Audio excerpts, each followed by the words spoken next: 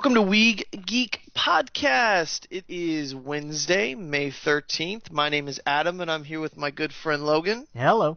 Hello. And we've had kind of a busy week, but kind of not. I don't know. I don't even know. But there's some big things that happened, especially last week. You know, we'll get to that. Secret Wars. Mm-hmm.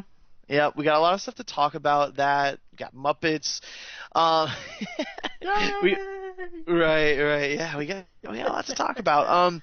Some trailers dropped, some news dropped from movies. But before we get into all of that, how's your week been, Logan? It was good.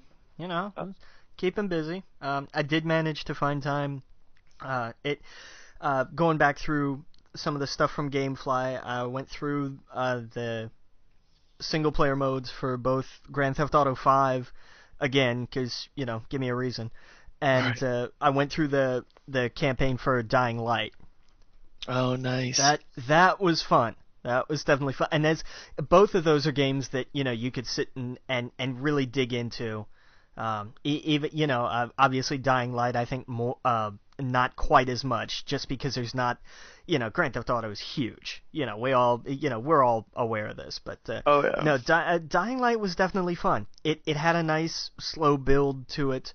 And then, you know, you hit like that 3/4 mark through it, and then it's chaos, and it all takes off. And I enjoyed it. I definitely enjoyed it. And if I had more time, I would have really sunk into exploring more of the world and doing a lot more of the side missions and getting more into the crafting, especially. You know, what I did, I would just grab whatever was there, you know, whether it was a machete or a hammer or whatever they had, and just I wouldn't worry about any of the upgrades or any of the other blueprints you could find to craft, like electrified pipes or anything.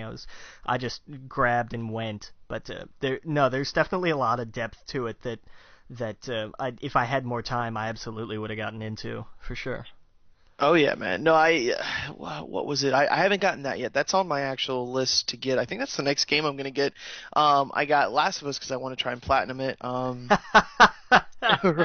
I love that game. Like I played it a little bit before, but that was one that I want to put on there. And just finish it through. I want to take like a day or two off and just go through it and have fun. I haven't really done that in a while. Like I've been so freaking busy that I just want like a day or two off, and like I think I'm just gonna tell all my friends I'm out of town. You know, well actually I'm gonna be out of town this weekend, but I'm gonna make this I'm talking about in the future. So if you're listening to this and you're my friend, pretend you didn't hear this. But yeah, no, I just want like a day or two where I don't get a phone call to do anything. I'm not obligated to do anything, and I just wake up, you know, and just do me all day, if that makes sense. Like just relax and, you know, finish that game.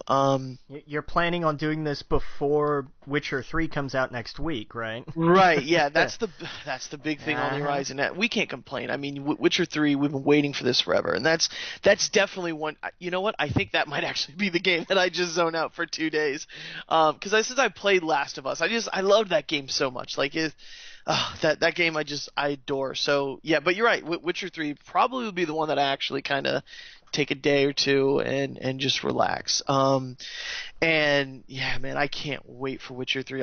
It's been getting some crazy good reviews. I think GameSpot gave it they gave it a 10 out of 10. Wow. Okay. Yeah. Oh yeah. I think IGN gave it like 9.8 or something like that. They're all giving it great scores. And nice. Yeah. So I'm excited. I haven't really been playing much this week. Like I said, I got that in the mail, but I haven't had a chance to sit down with it. I haven't really even played my 3DS.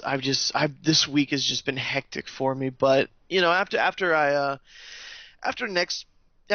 this weekend, I should be back to like being able to breathe for a minute and catch up. I got a wedding to go to this weekend. Two of my best friends are getting married up in Chicago, so that should be fun. I'm actually in the wedding, so it's gonna be cool. But I'm only gonna be there for a few days. Hopefully, grab some Portillos and stuff while I'm up there.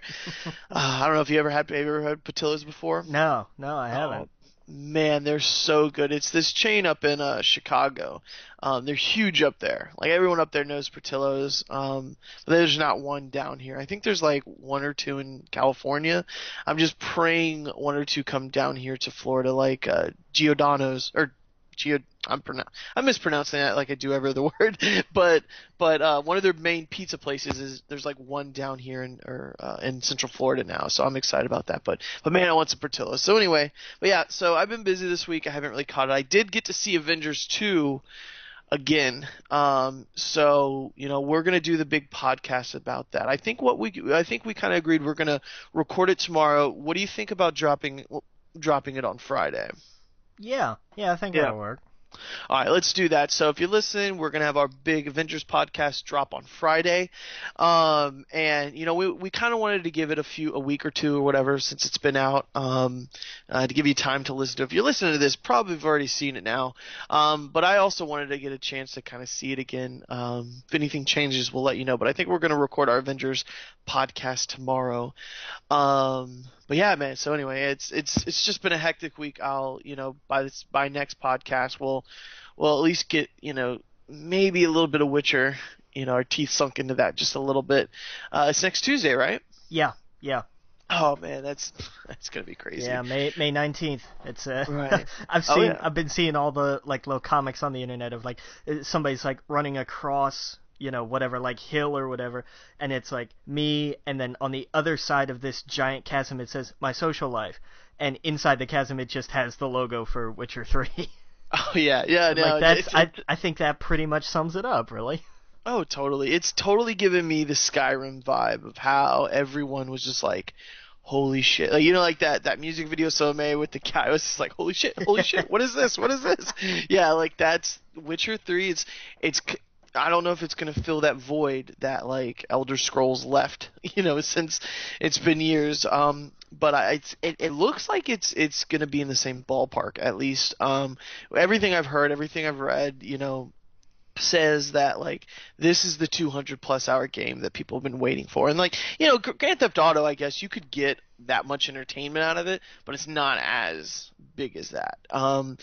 So it's going to be fun, and of course it's not the fantasy as well. So but it should be fun, nonetheless. So, well, let's dive into it. I think what we'll do this week is we're going to talk about movies first. We're going to get into some TV, video games, and comics. We're going to have a few reviews, which we'll probably save till the end because it'll get into spoiler territory. Game of Thrones, Flash, and Secret Wars. We could talk some about you haven't seen Agents of S.H.I.E.L.D., have you yet? I haven't yet. Like I'm like half a season back, I think. Okay. Well, what I think we might do with Agents of S.H.I.E.L.D. is we might just do an episode, a short, 30-minute thing once it's done, because I'm sure by that time you might be able to catch up and watch it all. Well, because that was tonight. I think, right, wasn't it was tonight. Yeah. Yeah, okay. But you haven't seen like last week or the week before, and I don't want to spoil anything. Well, I'll do that tomorrow. Then I'll find I'm sure it'll be on demand by then. Yeah, totally. I haven't seen tonight's either. I watch my rituals kind of. I get off work, I eat, I watch Flash, and then I immediately hop into here. So I'm fresh out of Flash, which was amazing, and we'll talk about that. Oh, I loved it, and we'll talk about that kind of towards the end, like we always do with our spoilery stuff, Game of Thrones, Flash, and of course Secret Wars is kind of the big comic this week. And but yeah, so well, let's get into it. I mean, there's a ton of movie news. You want to start with the first one with Captain America? Yeah. Well, I mean, this one isn't. A lot of these aren't news really. Well, that's true. It's just kind of like confirming Marvel just kind of dropped that basically the entire Marvel universe will be in Civil War. Except Thor. I thought that was... Well, he's, I mean, his third movie is called Ragnarok, which, for anybody that's figured it out by now, that's their version of Armageddon. So I think he's probably going to be a little busy. Exactly. And today I was talking to some people who they love Marvel films. Some of my friends love, and I don't think obsess is the right word. That's like a bad connotation. That's not what I mean. They love it. They're passionate about like the Marvel films, but they don't read the comics. And so like I'm kind of the guy where they're like, they want, I chime in and I'm like, all right, so here's the deal. And, because they were talking about, what's, they know it's going to be kind of Captain versus Iron Man. Everyone knows that. Everyone kind of knows the gist of, people are going to pick a side. We don't know exactly what they're going to fight about. I don't know if they're going to, they can't, they can't really do the same thing they did in the comics, at least. They never built up to any of that kind of stuff. So, I think it's going to kind of be like, Age of Ultron. Age of Ultron had nothing to do with the comic run, but, it had Ultron. That was it. So I think with this one, Civil War, they're going to take a lot of the aspects of picking a side and them kind of fighting each other. So, anyway, my point is that, got to the point where they were talking about Thor and Hulk, and they were like, who took, in Vision, who took the sides when that happened? And I was like, well, actually, all three of them were not there. I was like, Hulk was in space. Thor was not there. He was gone. And I don't know if I should even say, should I say, what was Thor happened to Thor in Civil War? Should I ruin that, or what do you think? Well, I mean, it's because I mean we know Thor will be returning in future films. Well, so here's the thing: his Thor movie comes out a year after Civil War, so it's not like it's after it or anything like that, right? Like Ragnarok comes out a year after. Yeah, but I mean, you have to think about everything that would go on. I mean, just think about what happened between the first two Thor movies, exactly. Excluding Avengers. He had some stuff to take care of, so he couldn't always be around. I was just saying I didn't know if I should spoil where Thor is in the comic book Civil War during that time period. That's what I meant. I don't think it's going to affect the movie at all. So I should say it. So yeah. So it's what was I saying? Hulk is off planet, and at that period of time in the comics, Thor was dead. He wasn't alive. And there was a fake Thor that Iron Man kind of had on his side, and Vision was dead as well. So and again, I don't think the comics or anything have anything to do with that. I think they're using the title. They're going to use these two characters against each other, and they're going to kind of probably change why they're fighting each other. Well, they've been leading into it. There was some. I mean, Joss Whedon and Marvel and Disney did not just put those scenes in for the fun of it to have Captain America and Iron Man butt heads, for a lot of Avengers 2. That I think it's going to spill into over to Civil War. So and the first Avengers. In the first Avengers, exactly. They've always kind of, and he always got Captain America is the leader, but Tony's always got to throw in those jabs like, I make everything, I came up with the name, but he's the leader. But, Captain America is the leader. That's like his whole role. So, but yeah, so anyway. I think what they're going to do. Sorry, I think where they're going, they seem to be kind of sowing the seeds for like a, instead of the Avengers being, just a thing, oh hey, we put this team together and when we need them they'll call them, militarizing them. I think they're going to try and that's going to be the thing. Should the Avengers be basically when they decided to turn War Machine into Iron Patriot in Iron Man 3, right. that whole thing, doing that with the Avengers and saying no, this has government oversight, it's assets that we use, that we direct, that they have a chain of command that reports to us, and I think that's probably where they're going to go with it. Because obviously they can't do the whole, well, you have to take your mask off. I don't want to take my mask off. Everybody's taking their mask off. So it's, Yeah, I think Daredevil's probably the only one that has a secret identity in the whole MCU. And he's not even in the MCU. Well, you know what I mean. Yeah. but I totally agree. And, Spider-Man's going to be in it too. So that's going to be exciting how they go about that. And, is Spider-Man going to start out his new movie series known or not known? So that's going to be kind of it's going to be cool to see. I'm excited for it. I mean, I'm actually maybe more excited for Civil War than I was at Age of Ultron. Yeah, it's understandable. Well, because we know we're going to get a glimpse at so much of the future.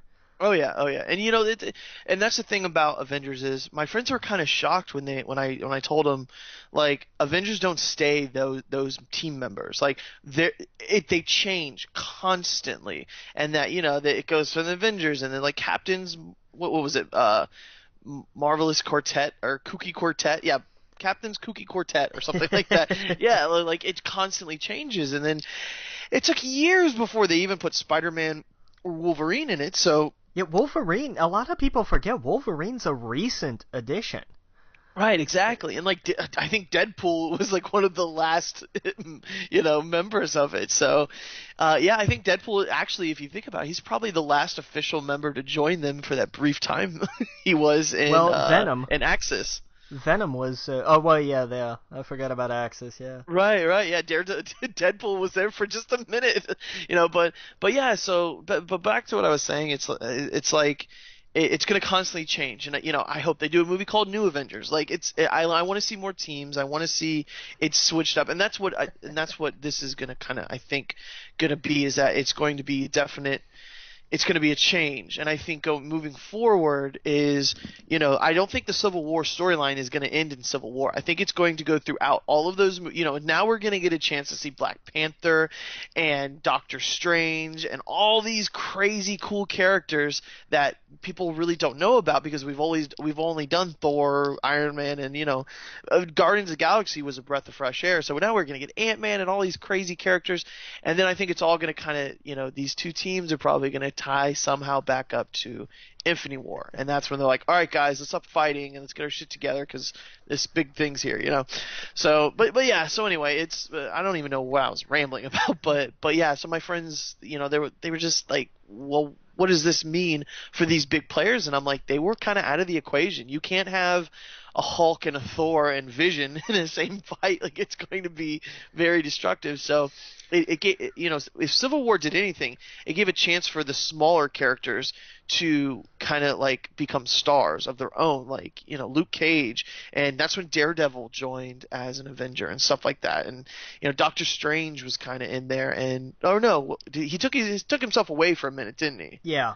Yeah, that's what it was. He just helped them with the house and stuff. So I don't know. It's gonna be fun. It's gonna be cool. I can't wait to get into it. I actually got the Civil War graphic novel not too long ago, so I'm gonna probably read through that. And that's kind of a cool thing about going on the plane trip is like, oh, I got a flight, so this means for a certain period this day, and then on the way back, I have no excuse. I can just sit there and read. So that should be fun. But yeah, man. Hey, as long as all of this leads to a Great Lakes Avengers movie, I'm sold. Right, Squirrel Girl. Let's get her movie. Yeah, I was watching this thing about her. I didn't realize, like, I guess over the years, Marvel has kind of made her like this character who she beat Thanos apparently before. Mm-hmm. She's beaten Galactus. Like I'm like, I've never read these issues, but I kind of want to go back and go, wait a second, how did this happen? They're fun stories. They're not, right. They're fun, and that's the point. Like, they're supposed to be kind of, I don't want to say light, because I don't think that's exactly the right word, but fun. I stick with that word. Right. Yeah. No, they definitely look fun. I know she's got her run now, which I definitely want to check out. I heard it's fun. But yeah, we've kind of touched on the next few things here from movies, and I guess we'll just get right into it. Like Black Panther.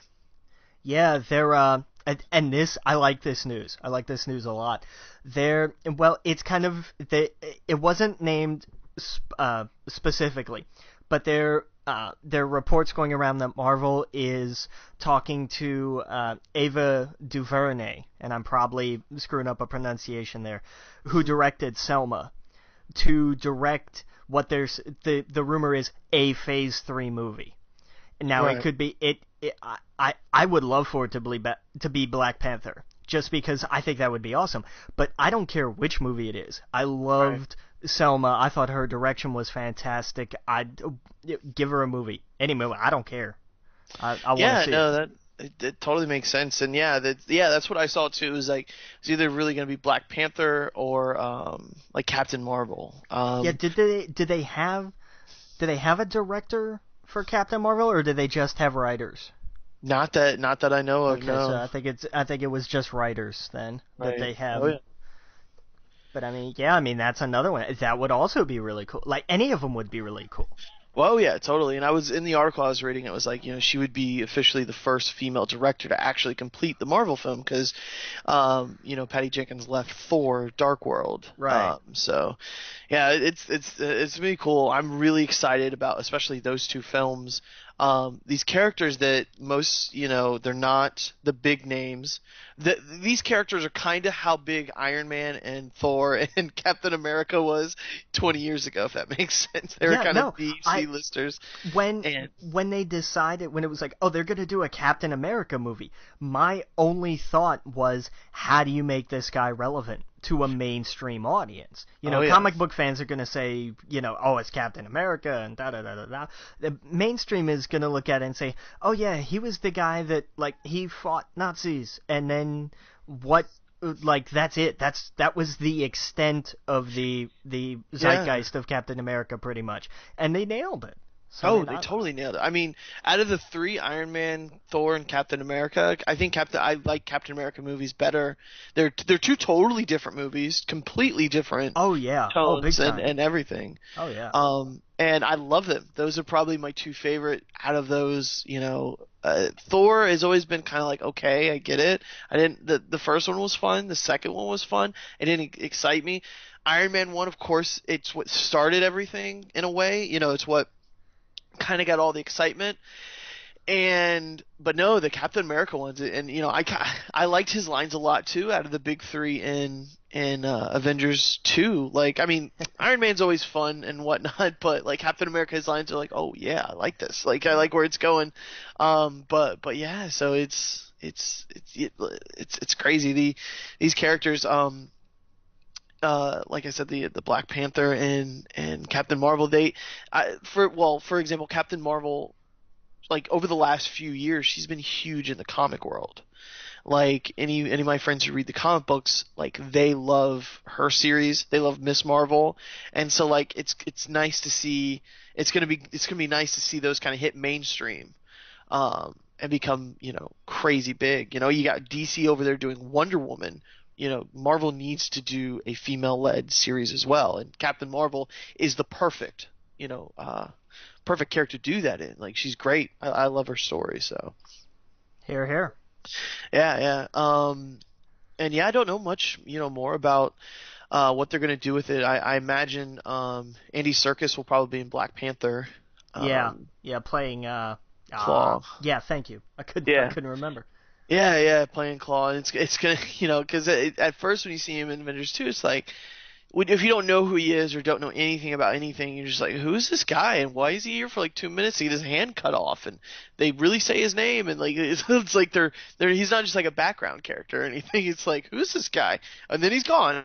And then he's got no arm. And so, oh wait, spoilers. Oops. Yeah, well, he gets a hand. There's somebody in every Marvel movie that loses a hand. In this one, it's this one. Exactly. Oh yeah. But yeah, man. So yeah, well, I guess let's move on to Avengers: Infinity War Part 1 and Part 2. Yeah, both of these will be the first movies to be completely shot in IMAX. Yeah, man.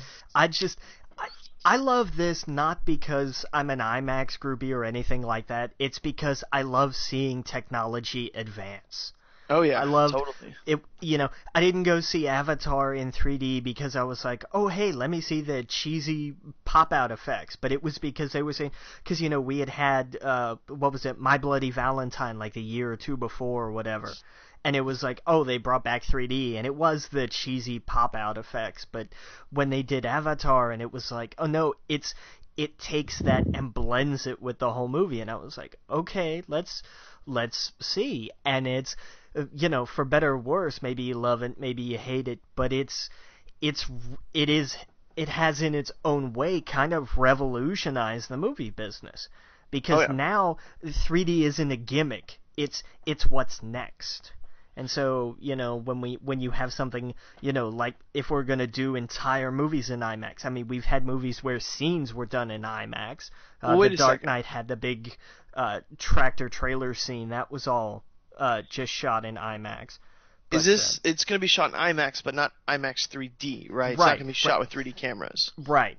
Okay, yeah. So yeah, no, you're absolutely right with just a few scenes. I want to go to the one here in Point Orlando, which is like the real IMAX screen. Yeah, ooh. Where it's like 200 feet tall or whatever, some crazy. I don't know. I'm just like throwing out numbers. The planetarium screens like that. How they used to be. Yeah. The one here in Point Orlando, it's like the real big giant IMAX screen, and I haven't been down there in a while. You know, maybe if Avengers 2 is still playing there, I should get out and see it. Oh man, you gotta go. If they're playing that on a billboard-sized screen, you got to go see that.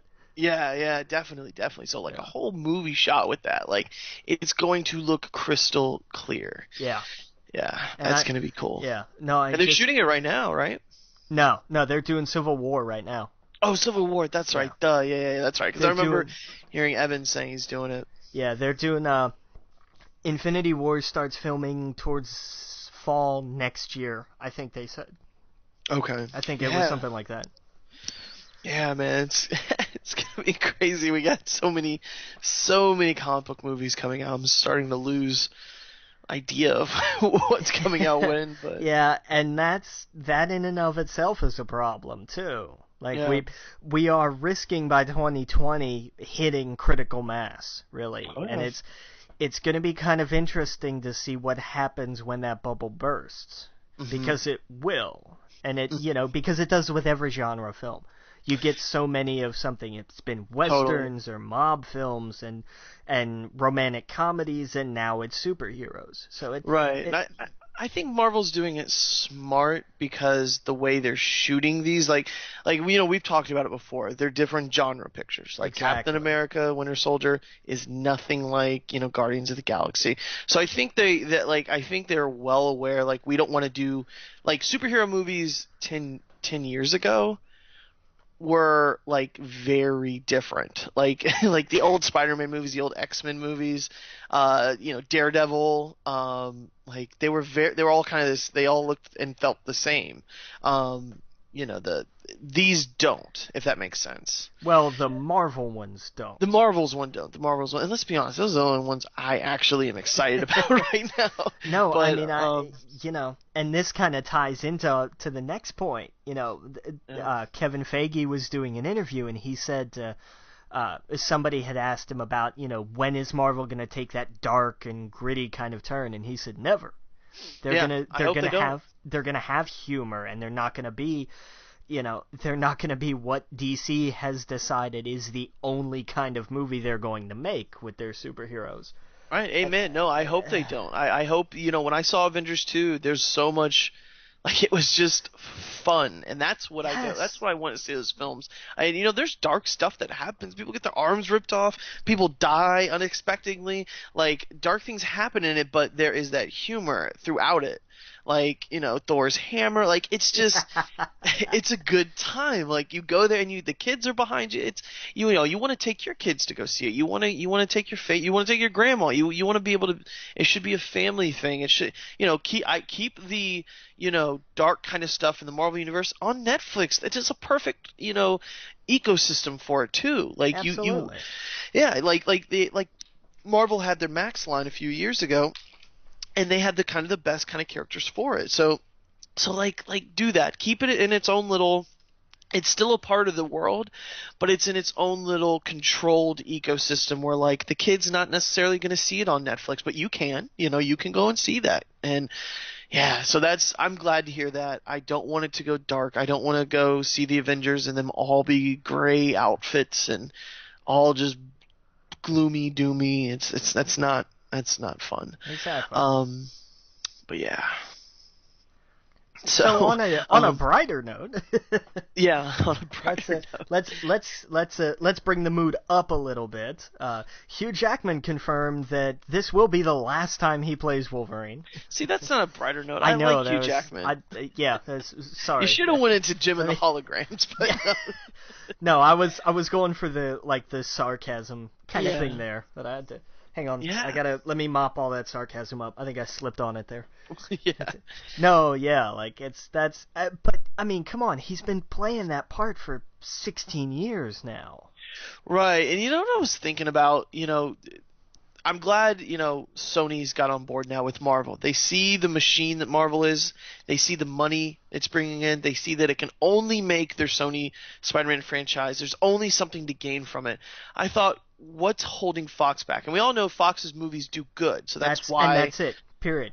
Right. That's why it's not doing it. And I thought, well, wouldn't it be?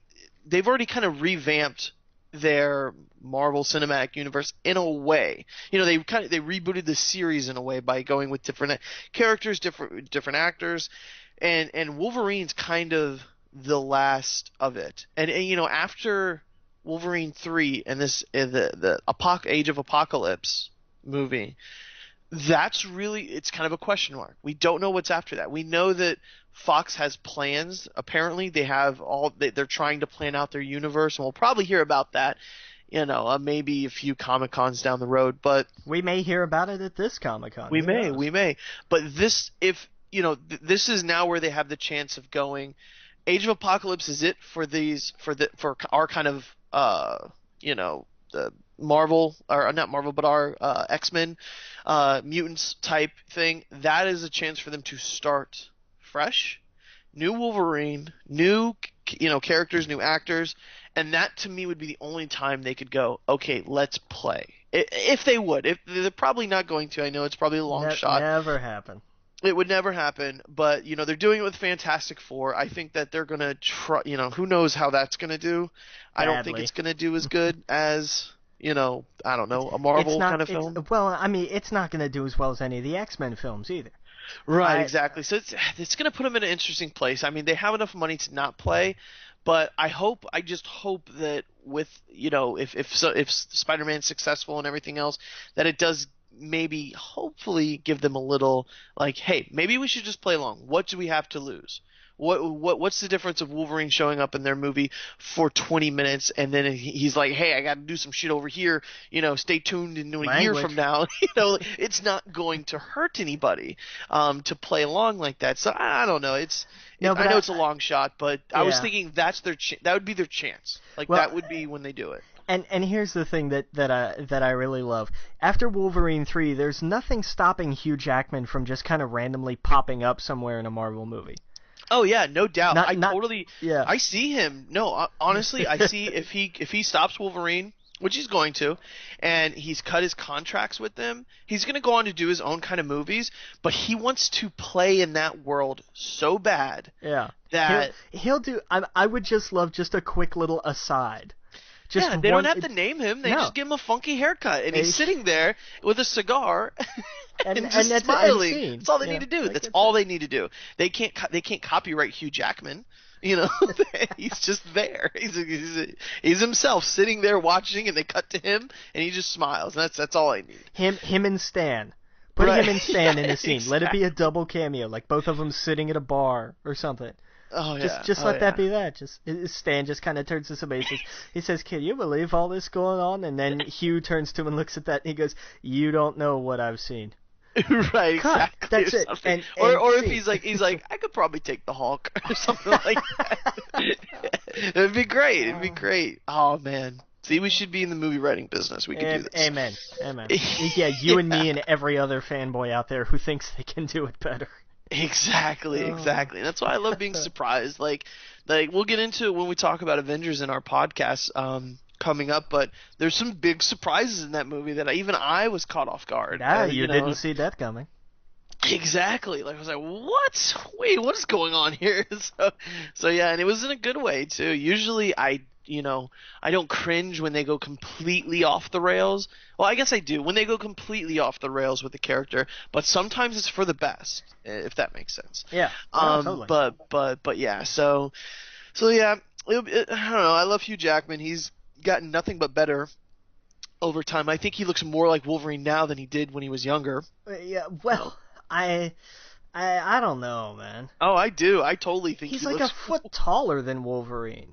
Well, no, I don't mean like height-wise. I mean like he has it down so well now. Like he's lived with that character for so long that I don't know. I watch the old X-Men films and he looks so young, and I don't know. I think now he looks way more like the way they, he's not the same height, but like I don't know,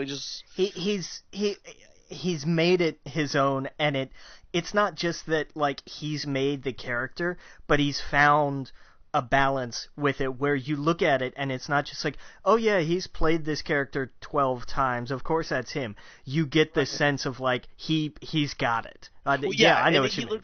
He looks more like a man. Like he looks like Wolverine in the comic instead. When you go back and watch the old X-Men films, he has like a baby face almost. It looks like. And now he looks like a grown adult, like Wolverine kind of is now. Well, Wolverine's dead in the comics, but you know what I mean. Like the last time we saw him, he looked like the same age Hugh Jackman is. It's just Hugh Jackman's a lot taller, I guess. But that's all I was saying. It's but it's gonna be a shame. I am gonna hate to see him go. He's the only thing really from the X-Men films that I've enjoyed. Oh yeah, no, I still when I see the, here's these characters, I'm like, okay, they look random, but actually, Nightcrawler looked kind of cool from his. Yeah, he did.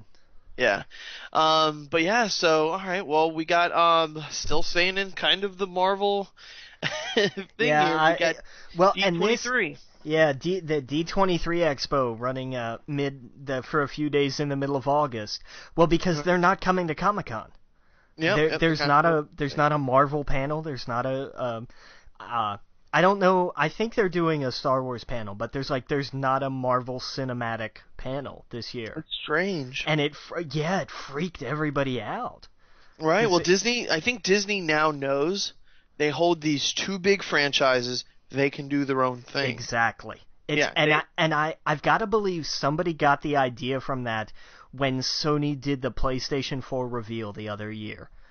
They took their own. They did it on their own terms, in their own place, at their own time. They didn't wait till E3 to say, "Hey, here it is, and here's what it looks like in this compressed, forced time frame and space that we have to adhere to." They did their own thing. Right. Well, here's also, it's funny you went to Sony because I was going to Nintendo. They have their Nintendo Direct. Like they don't have to follow those same rules, and it's kind of better this way because when you go to Comic-Con, I know everyone go to Comic-Con and all that stuff, but you got to imagine there's all these other panels and all these other things that they're probably like, hey, I don't have to stand in line for this for 4 hours. I could be seeing other things and doing other things and opening other things up for other things, if that makes sense. Yeah. Because I imagine the Marvel, Cinematic Universe panel at Comic-Con, you have to be in line for probably hours. You have to be there early in the morning and waiting until the afternoon when they do it. Well, I mean, Comic-Con is June or July? Right. I don't have the exact dates in front of me. San Diego Comic-Con we're talking about. Mm-hmm. But, I would imagine for that panel you would have, if they were going to do it this year, you'd have to be in line, now, probably.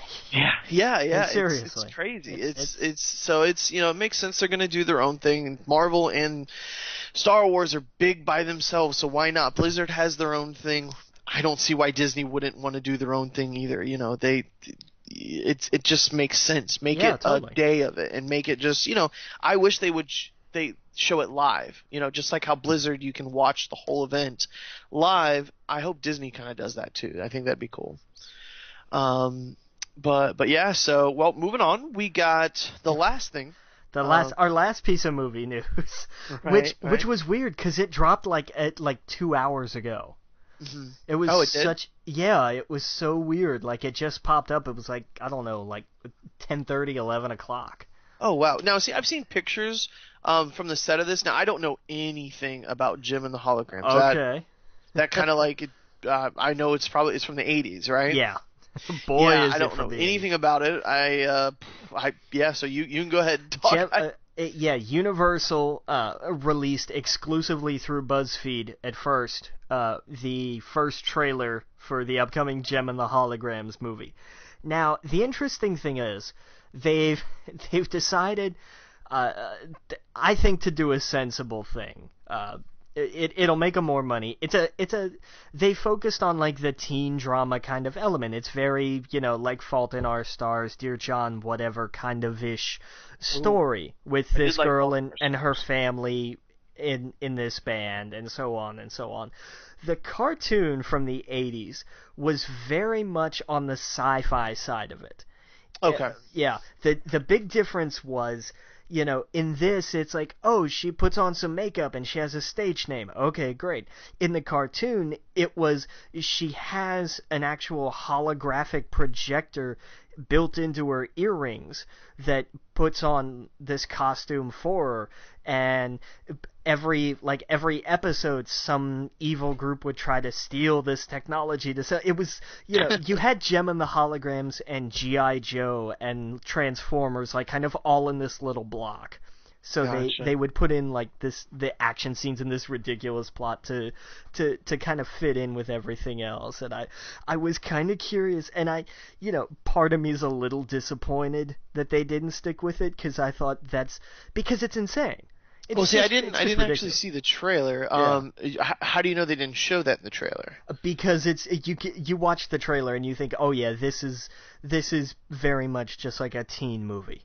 Oh, gotcha. Okay. It's because there's no mention of it, no nothing. Like, it's very much, they just kind of threw that out. Which, gotcha. and I understand why they did that. I'm kind of bummed, because I'd have thought that would have been the most ridiculous movie, and I would have had to have gone to see that, just because. But, they do what they have to do. Nice. Yeah, no, I'm gonna watch that as soon as we're done here, because I didn't know it was a trailer. I saw stills from it, so I just thought, okay, well, I mean, I'm not hidden under a rock. I know what they look like, so it's like, okay, that's them, but I never saw the trailer. But yeah, so I mean, well, that's for movie news. This week we got some TV news. Yeah, we had upfronts this week, so we got all of the cancels and renewals and series pickups. We got all that news this week. Oh, okay. Yeah, I guess we can start with CBS with Supergirl.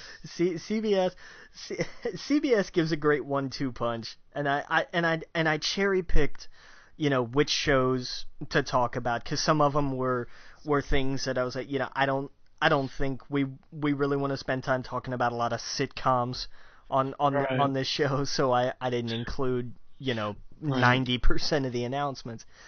But we have CBS picking, we'd had the casting news, and they were doing the pilot for Supergirl, and CBS has said, sure, we'll take a season. Why not? Right. Like, well, okay. One thing that I find strange about Supergirl is maybe it's just a times thing. Why is she still called Supergirl? Shouldn't she be Superwoman? Well, because she was a girl. She wasn't a woman. But she's a woman. She's in her 20s. Look, I'm there with you. What female in her 20s would want to be called? It's kind of like Superboy. Why would what teenager, even if he was a teenager, would ever want to be called boy? Like, right. You'd be like, no, I'm a man. I don't know. I just think that's a little dated. I'm right there with you. It's I don't know. It seems weird to me. Every time I see it, I'm like, Supergirl. She's like 20-something. I did see, though, I don't know if you saw this, that apparently they teased Cyborg Superman, which are they going to put Superman in the show? Like, how do you have Cyborg Superman without Superman? I mean, it's I don't know. I don't know. Because the way that DC has they don't have a TV universe. Their universe exists on the CW. Everything else is like, here, network, take this and go play. And I don't like that. So far, I don't like Gotham is okay. I told you I wasn't a fan of Constantine, and the ones that are thriving right now are on the same network. Yeah. And who would have thought CW of all networks were the ones they would thrive on? But I think they're also giving them more chance to. It's the ecosystem. They're giving them more chance to grow and have their numbers are not as big as some of the huge ABC, CBS shows, but it also doesn't hurt them as much when they don't get those numbers. They're not expected to be. They're not on a Big Three network, so they're not expected to pull Big Three numbers. Right, exactly. And now that we've seen 2 or 3 seasons, of Arrow, and now the season of Flash has just been off the charts. With, at least according to me, it's been great. Oh, hey, I'm right there with you, man. Yeah, so like, and I think it has a lot to do with the fact that it ties into the lineage of Arrow. So you feel like you've kind of been in this world a little bit because you have. Yeah. And the things they're teasing in Flash, we'll get into that. What the things they're teasing in Flash is just it opens up a whole another corner of the DC universe. Oh, big time. Oh yeah. So But, it's like, it's going to be interesting to see how Supergirl works. I hear that they did make deals, and I don't know if this is true.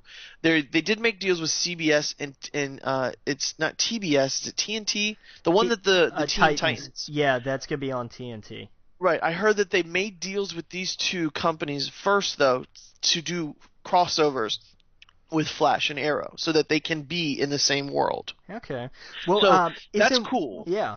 And isn't one of the Arrow producers working on CBS? Right, on that's what I read too. Yeah. So if they play along just kind of how Sony and Marvel is, it's only going to make it better. It's only going to those little teases. It's all the comic book people want. They want those Easter eggs. They want the mention of a city or a place or a person or an event that the regular person would be like, okay, but the comic book readers like, they get excited, and that's all they want. They just want a bone to be thrown every once in a while. So it's going to be cool. If this is the Superman, Supergirl, and if this is the Metropolis, kind of how Arrow has his own city, Flash has his own city. If this is the Metropolis of that whole world, and you see all of those characters, but Supergirl is the main protagonist, hell yes, I love that idea. Absolutely. If, like I said, we don't know if Superman's going to be in it, but if he is, but he's like a side character, just every once in a while comes in, fantastic. I think they kind of have to at least mention him if they're going to have Cyborg, unless Cyborg is just a copy of her. Who knows? Yeah. But yeah, it's cool. Hey, I'm going to be in. I know I'm going to be DVRing it and watching it, and my DVR is going to be full of comic book stuff soon. And the second series, you want to talk about that? Make sure you save some room because CBS decided it would be a good idea to order a Rush Hour series. I imagine they're replacing the actors. Yeah, you were going to get right. because Chris Tucker is having so much work on his plate right now. Right. I saw the I saw the jokes about Mayweather and Pacquiao should. No, I'm just kidding. That they should be friends and get together and do this. No, I'm just kidding. I would pay to see that. I would find a way to finance that if they decided to cast that. That's beautiful. Imagine being on that set for one day. Oh man, one day those two just like. No, it would. But Rush. I mean, I guess like it's a cop movie about the East meets the West, and it's okay. Like it's worked. I don't know how many times. 3. Well, you could argue maybe it's only worked 1. But look, I love the Rush Hour movies. They're fun. They're stupid. I know they're not good movies, but I enjoy them. So I'm looking forward to this just because this is going to be a disaster. Yeah, I really don't think this is going to be anything other than a train wreck. But look, I love being wrong, because usually I set the bar way low, so that if I am wrong, it's only ever a good thing. But oh man. Well, we know it's going to be, it's probably going to cross over with Hawaii Five-0. No, I'm just kidding. But wouldn't that be funny? Like that crossover. Hey, Elementary. Just keep it going. Person of interest. But yeah. That's one series I kind of want to see. Person of interest. I've seen a few episodes. But every time I see it, I'm like, this is so formulaic. This is so villain of the week. But everyone that says watches it loves it. That and Blacklist. Blacklist is one where it became James Spader's show. He's not the central figure, but like I watch it for him. When I was watching Ultron, that scene where the twins are talking about their past, and Ultron's head's just tilted to the side, and he's just listening, and his head's just completely tilted. And I was like, it's James Spader, like Yeah. his entire embodiment of character, because that's what he does in Blacklist. He just tilts his head to the side and he listens, and then he corrects them about everything they're wrong about. So I've seen like 6 episodes of the Blacklist. It became very like, oh, bad guy of the week, but James Spader was I don't know what I'm trying to say. He was the reason for watching it. Yeah. Oh, absolutely. And I think things just kind of got in the way, and I think it was right around the time where there was nothing on TV, but then something started coming on TV, so I kind of went away with it. That's one series I could probably revisit and want to watch.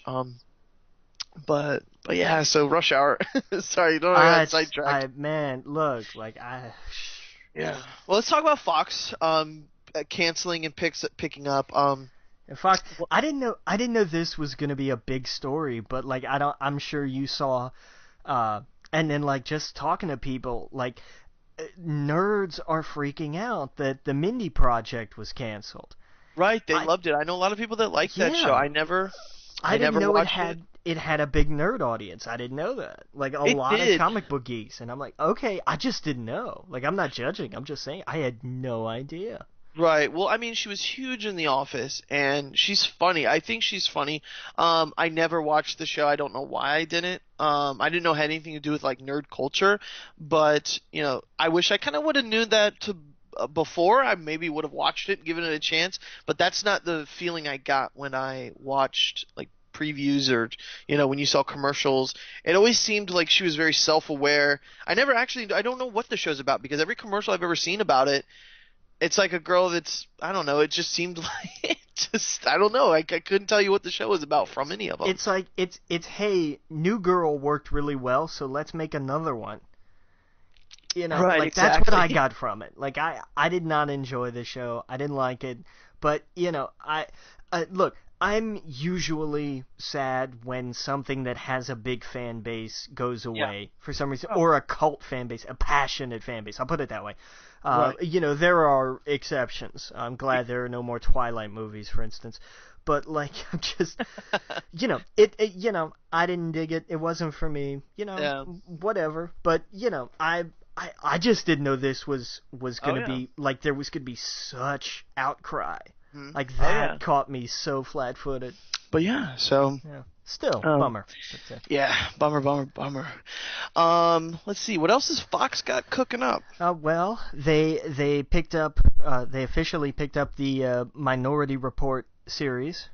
Oh, Minority Report, really? Yeah, it's going to be a sequel to the movie. Okay. So that's gonna be interesting. So it's going to be the season of continuing movies that were big years ago. Well, not years ago, but 10 years ago. Yeah. Right? Yeah. In case you forgot about Rush Hour and Minority Report, they're going to be on the small screen. Jeez. Next, you're going to tell me X-Files is coming back. Well... Just kidding. Yeah, that was some weird news. So, we knew that was confirmed, but... Does Me, You, and Dupree have a sequel that I don't know about coming out soon? Sorry. Them, Us, and Gus is what it's called. I watched a 5 or 10 minute video today about Owen Wilson saying "wow" over and over. I saw. Oh man, I think I have too much free time sometimes, and then I think about people who go through every Owen Wilson movie and they cut every "wow" together. I'm like, holy. And he says "wow" a lot. Wow, like I don't know. I don't even know how we get into that, but I'm sorry. Oh yeah, no, movies that were cool back then that are now coming back, and it's God, Minority Report. That's gonna be funny. Or interesting, I guess. Well, I hope so. Yeah, I hope so at least. Yeah, but I did see here that Lucifer. Yes, that was the comic that was picked up. So, yes. And that was a comic I didn't read. I know it's based off of the particular character from the I want to say from the Sandman comics, right? I think. Yeah, I believe so. So and then of course the comic spun off from that, and now we have this this spin-off, this TV show adaptation rather. Okay, I'll watch it. I'll give it a shot. Whatever. Yeah, I don't know anything about it. No, this is one that I always wanted to read, but I never got around to it. Right. I mean, I don't even know. Like, I know it has ties to the Bible and stuff. Well, clearly Lucifer, yeah. But I didn't know if it was. To me, when I saw like stills and stuff, it kind of reminded me of Constantine, I guess. Yeah, it's interesting because there's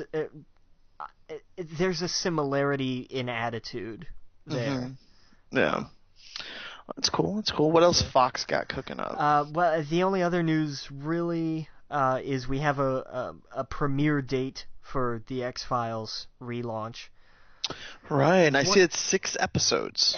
Yeah, that's what's weird. Like, it's a limited run. Okay, cool. It's 6 episodes. All right. It's going to premiere January 24th. Okay.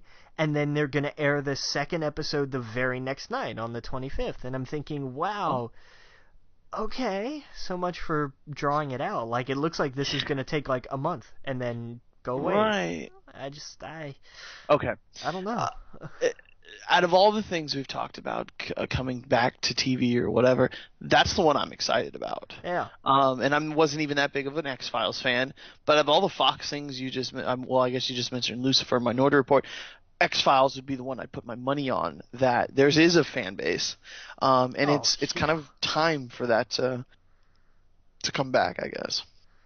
Yeah. I don't know. That's the one I'm kind of excited about. I mean, it's going to be fun to see that world again, since it's those characters and everything else. And 6 episodes and one right after the other. No. Let's not do that. Let's do one night, then Sunday, and then the next Sunday or whatever. Let's not do this, get everyone confused, and then when they go the next week and go, okay, I'm ready to watch episode 2, and they're like, wait, Mulder's dead? What's going on? I'm just kidding. I want it to be. I don't want it to be 6 episodes. It'd be neat. Put it on Netflix, 13 episodes. That's kind of no filler. You don't have Monster of the Week, even though it's the show that created it. That's what I would like to see. That would be cool. But yeah, that's weird. One day after the next. Yeah, that was what threw me. I thought, all right, sure. There was another show that did that, but I forgot what it was. Every once in a while, like with premieres, you'll get ones that'll be like it'll premiere and then it'll air the second episode the next night. They do that every once in a while. But I just, with just having 6 episodes, like I thought, okay, now you lost me. Right, yeah. It's like Peggy Carter, I guess. Just to, kind of see what it does, and then next season, we're going to get 12. And that's fine, I guess. 12 would be like a normal, okay, I could do that. But 6 is really short. But yeah, that's Fox. We done CBS, Fox. Let's just move it on to NBC. NBC, big news from NBC. They did officially. I mean, it was kind of a foregone conclusion, really. It just wasn't official. They did axe Constantine, and I'm sad, because I like that show. I understand people that didn't like it; they had their grievances with it, and they make some valid points. I just don't care because I really liked it. Right? Yeah. No. I didn't have I didn't have beef with it. I didn't think it was bad. It wasn't for me. And so, like we said earlier, it sucks that fan bases, they see something they like die like that. I don't think it was the right environment for Constantine. That would have thrived on CW. But I mean, the thing is, I think that can't put. No, I don't disagree. I don't, but I'm saying they already have that on the That's CW. What I mean. Like this would be if they have.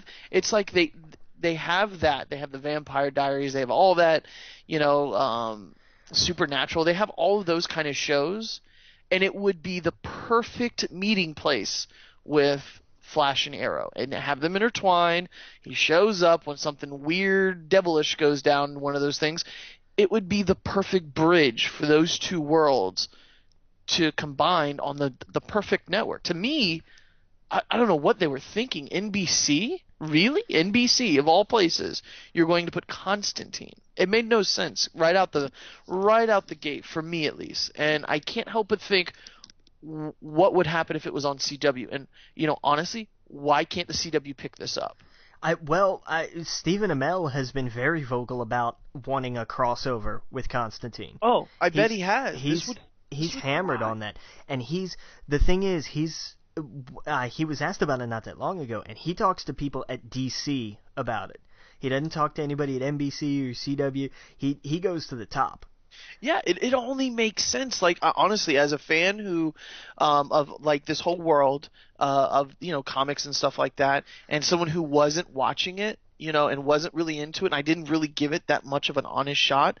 I would have given it more of a shot if it was in that same, if I knew it was in the same world as these two other characters, these two other shows.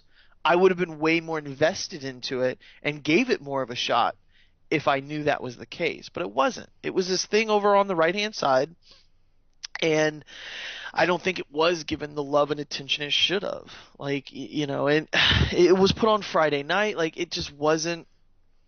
Like I said, it wasn't taken care of. At least at my point of view, as the outsider looking in on this, I would have given it more of a chance if it was on the CW in the same world as these other shows, and it would have been kind of that like blending between what they already have on the channel and what they're kind of pushing towards now. So yeah, well, and I mean the big problem was you were never going to get that with this show because it didn't have that tone, and that was because.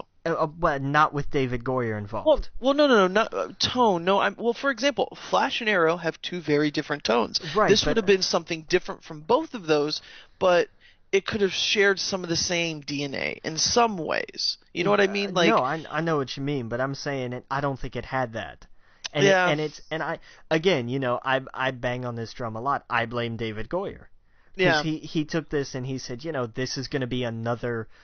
This was going to be the closest thing to any of the DC movies that we were going to get on TV. Because this is another one of his projects and something else. And it showed that just there's no love in these. No. Well, I mean, that part of the DC universe, I'm not thrilled about. I like it when it's Justice League Dark. I like it as an ensemble when they're all playing off of each other. Deadman, Constantine, Swamp Thing, like those are really interesting characters. But I like them more in groups, not by themselves dealing with their own problems. I don't like Constantine by himself doing it. Like I was never a fan of Hellblazer, but then again, I never really read it. It wasn't something I was a part of. But I like John Constantine when he's working with a team, especially with other heroes. Like when I read, what I can't think of what it was, the last big DC thing, where Forever Evil. Forever Evil, yeah. And like when Constantine was going back and forth with Batman and stuff like that, I like it when he interacts with other characters because no other character in the DC universe knows much about that kind of the world than John Constantine, and he's cocky about it, and I liked that. And I liked that when goofy, weird stuff like that happened, they were like, all right, we know who we need to get involved here. And I don't know, I just can't help but think that it would have been a fun addition, because now we're getting a third CW show spinoff, and it's like I can't help but wonder what would have happened if CW picked up Constantine instead of NBC. Who knows? I mean, now that the show's canceled, I don't even know how that works. Like, would CW be able to pick up the rights? I would think so. I think because they're shopping it to other networks. I know they're still trying to get do it. They're still trying to get everybody. The persistent rumor is the Sci-Fi Channel. And I just want to see it come back. But I would love to see a crossover. I would love to see something with especially, drag iZombie into this. They renewed that for a second season. Bring them all together. Why not?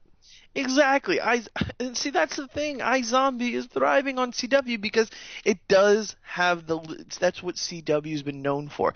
They went from like straight, white people with rich white people with problems, like Dawson's Creek and One Tree Hill and those kind of shows, to just the kind of the dark side of the, I don't know, like Supernatural and Vampire Diaries. Like their channels kind of changed over the years. It's all kind of been teen angst, like drama stuff, but now it's getting more into the superhero realm. And so like that's just to me that's the perfect bridge. And iZombie's there too. I'll be honest, I've only watched 2 episodes of iZombie, but I really enjoyed it. I don't know why I haven't been watching more of it. I should, but I enjoyed it much more than I thought I would, if that makes sense. Yeah, and given that CW came about as a merger between UPN and the Warner Brothers network, right. you would think that would be the first choice. Right. Okay. I guess those other shows I was talking about were on the WB. That's right. Like One Tree Hill and Dawson's Creek. And... same thing. Like when they merged, like they still had a lot of those, and then it did. You got more. Hell, even look at like the first season or 2 of Supernatural. It was still very kind of teen soap opera-y.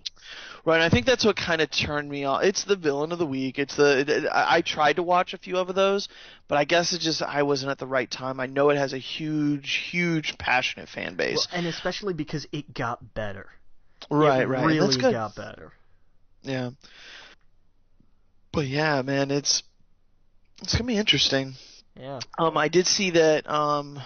Okay, so Constantine was canceled, unfortunately. And it's being shopped to other networks. I see that Heroes Reborn was ordered, which is cool. Yes.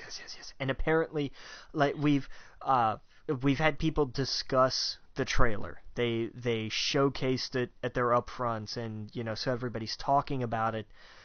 They figure it'll probably be dropped in the next few days. It would almost kind of have to be.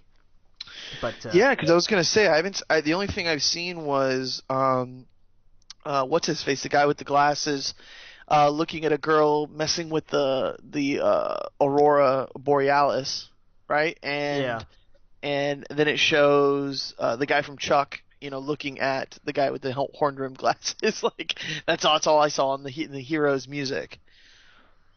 Yeah, right. They did that little bit, but there's. And apparently it looks just badass. Like everything Yeah, they it's showed. the right time, man. Superhero stuff is huge on television. This is, they thought, hey, wait a second. We have something that was really good and then did not do as good, and then really did not do it good, but we could bring it back, to good. That first season of Heroes, man, that still goes down as one of the things that I could hand somebody and say, just watch this. Nothing, you don't have to watch anymore, just this and enjoy it. Yeah, just one. Just one. Yeah, and it's totally good. It was to me it was right around that time period where like I think Lost was in the middle of it when it came out, and like all of those networks were trying to go, we need a big ensemble show that's sci-fi like Lost. And it was great at first. Save the cheerleader, save the world. Like that first season was fantastic, and then they were like, what do we do?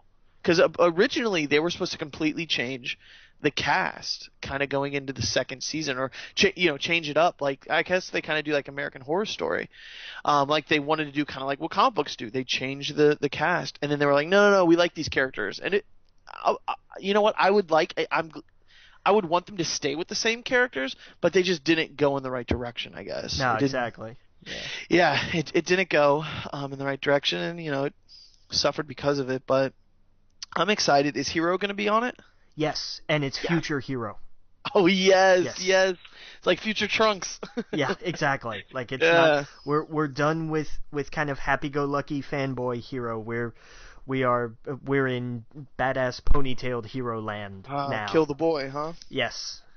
Yeah, that's awesome. Yeah. Well done. Oh yeah. Well, that's cool. So Heroes is coming back. Did they say when? No. Okay. All right. So I can only imagine it'll be early next year. I think it's this season. Oh, really? I think so. Nice. Well, because that's the whole point of the upfronts, is to say this is what we're doing this year. Oh, okay, that makes sense. Yeah. But so cool. Yeah, it should be. I don't know. I think it's a limited run. I think it's. I may be wrong, but I think it's only like 12 or 13 episodes. Right, yeah, it if I seems like they're remember right. testing the waters with these shows that were big back then. There's like, okay, let's see what people today think of these. Yeah. But that's cool. That's cool. Yeah. All right. Well, next we got ABC and a big one. Big one. Big one. God, I love this. Because the first movie did well and the second movie didn't, but ABC did not give up, and we are getting another Muppets TV show. Oh man, and I was surprised the direction they went. So But was it's perfect. It's awesome, isn't it? It's totally awesome. Like I was like, how are they? Because we heard before that the ABC was going to do a show, and I thought it was going to be like a like their old one where it was skits or whatever, and they get like a guest of the week or whatever. But no, Muppets is back, and it's like The Office. It's like 30 Rock meets The Office with Muppets. It's perfect. And it's perfect. I love it. I'm excited for it. I really Oh am. yeah, and he's like, what can I say? I love pigs. I love pigs. It's just great, and Gonzo talking about how like cliche it is to sit and talk at the camera and say something opposite. Like it's just Fozzie the Bear. Like what are they gonna do? Poop in the woods? He's like, that's offensive. Like it was great. I'm all for it. I'm all for it. Oh yeah, I'm totally in. And Muppets have been around for. One of my friends is huge into Muppets, and he loves the the Swedish chef. He'll just randomly go and like I don't know. It's funny that Muppets are still relevant today. Yeah, and more so than forever. Yeah, I don't ever want them to go away. Well, those are the movies like. I'm always surprised who's into them. Like, I'm always surprised, like, oh, you like the Muppets of all things, and like, but those are the kind of movies like I could sit with my grandparents and watch, and those jokes resonate because they're kind of like, they're very old-fashioned in a way, but they work, if that makes sense. Yeah, like absolutely. The classic kind of jokes. They're not obscene. They're not whatever. They're just, it's funny because I was sitting there watching it. And I thought, like, my grandparents would really love these jokes. But they're classic, if that makes sense. Yeah. Like, it's a show that they could watch, even as ridiculous as it is, the Muppets. And they'd be like, oh, I get that sarcastic. That's so funny. You know what I mean? Like, it's that old I don't know. I'm not saying it right. But it's that old classic kind of humor to it that it's just funny. And then now with the new kind of the way it's shot, it's perfect. It's perfect. No, I contend you can show... You could run a Muppet Christmas Carol at Christmas every year from now until the end of civilization, and it will never go out of style. Oh, yeah, exactly. You always got to end it with those two critics laughing. Yes. Like, it's perfect. It's perfect. When I saw that trailer, I was like, yes, awesome. This is great. Yeah, I'm in. Hands down. Absolutely. Oh, yeah. Oh, yeah. Now... For the other news was a bit strange. Now, we know Agents of S.H.I.E.L.D. And Agent Carter were renewed, and we kind of knew that coming. Agents of S.H.I.E.L.D. I think has been kind of a big hit for them. Not as I don't know what kind of numbers it's doing, but more people are watching it than I thought would. That are like my friends and stuff, if that makes sense. Okay. Yeah. And I think a lot has to do with the fact that they tie it into the Marvel universe.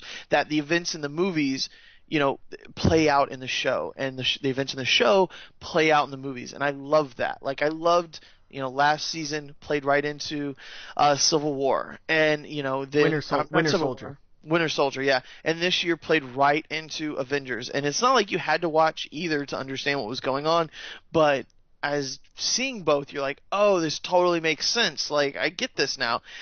But the other one, the spinoff, was canceled. But there was talk of Mockingbird and her love interest, whatever. I can't remember their names. They were going to headline a spin-off S.H.I.E.L.D. series. Now, I don't know why. I like them in the ensemble cast, but those two I wouldn't imagine holding their own show. I mean, I guess we're not giving them enough credit, but... well, apparently the right people agreed with you.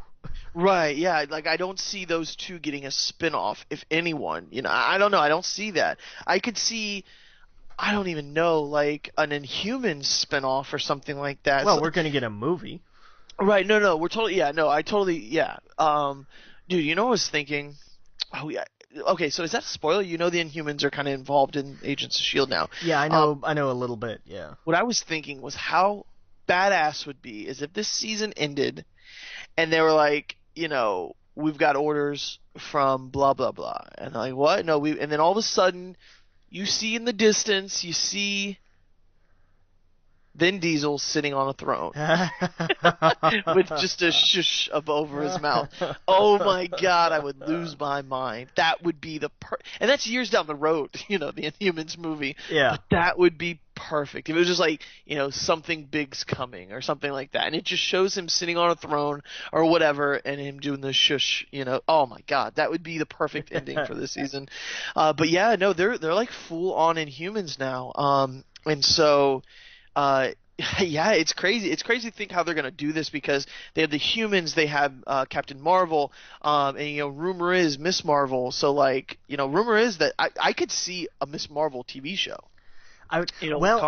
Before the official announcement about Agent Carter being renewed came down, that was kind of there was talk of maybe running like a Miss Marvel mini-series in its place. Right, and the only problem you're going to have is you have to introduce Captain Marvel before that, and that's what the rumor was with, not to get too spoilery with Avengers 2, but there was a scene towards the end where it was supposed to be Captain Marvel flying in during a scene, and she didn't. Someone else flew in and landed and was there to say hi to everybody. And that's, that was supposed to be in almost to the last minute, and they changed it. And, I can't help but wonder how are they going to. The only thing I could think of is one of the films next year, like Civil War or something, that she has to be introduced or teased that she's in the world, so that when if they do a Miss Marvel show, that, maybe we're introduced to Captain Marvel the same way like Khan is. She never met her before. She just knows she's there, and that's her favorite hero. They only have to spend a few minutes talking and, hearing inside of the girl's head how much she's in love with that hero. That's all we need to know, and then go with it. And then, that would be kind of a cool way to go into the Miss Marvel movie going, we've heard about this character, we've seen glimpses of her, now here she is, now here's her origin or something like that. So who knows, Marvel, like I said, I always say this, Marvel, until they, give me something really bad, I'm going to go with it, whatever they decide, so. But yeah, spinoff canceled. I wasn't excited about those two characters. I don't think that they're that exciting. Yeah, so it May to me is way more exciting than them two. And even the science dorks, they're way more interesting than these two new characters we were just introduced to. Yeah. Yeah. But yeah, okay. So that's ABC. We're just flying through the networks. We got CW now. Yeah. Yeah. Flash, Arrows. Of course, those two gonna come on next season. But their spinoff was picked up. Legends, right? DC's Legends of Tomorrow. Wow, why not Brave and the Bold? Because I don't know. But Legends of Tomorrow, and they picked Rick. Who was the guy from the future? It should have been Booster Gold. That's kind of making me grind my gears a little bit because I want Booster Gold. But they picked. I forgot who it was. I don't remember his name. Like I do remember he played. I know the guy who the actor, but I don't remember the character's name. Right. It's what is it called? Legends. DC's Legends of Tomorrow. DC's.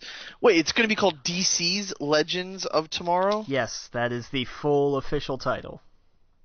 That doesn't make any sense. Hey man, I don't like it either, really. Why would they call it DC's Legends of Tomorrow? That makes no sense in the context of these two worlds. I mean, we all know it's DC Comics, but then again, I guess they call it Marvel's Agents of S.H.I.E.L.D. That's the only thing I can imagine. Right. I'm trying to. I can't find out who the character is. But man, that would have been a perfect place to. And the guy on it, the guy doing it, the writer or whatever, he was tagged to do, a Booster Gold series on Sci-Fi. So it's just strange. But oh well. I like the characters they're putting in it. Captain Cold is becoming a really cool, interesting character on Flash. Well, and I love Wentworth Miller. Right. He's a fantastic actor, and this character suits him just perfect. Oh yeah, and you can't, just when you think like, okay, he's on the side of the good people, he's not. Just when you think he's bad, he's like, you know what, I kind of like you. He doesn't, go completely bad. He definitely plays the, kind of, he's good and he's both. Like he's whatever is best for him, and that's kind of cool. He's not completely like, anti-hero like the Punisher or anything like that, but he's just an opportunist, I guess. He's a merc in a way. No, he's chaotic neutral in a sense. Yeah, chaotic neutral. That's good. Yeah. So I mean, here, like, for example, okay, his name's Rip Hunter. That's the main character. Thank you. That was and even when you look up Rip Hunter, it says he's from Batman, the Brave and the Bold. Yeah. Like, it makes sense to call it the Brave and the Bold.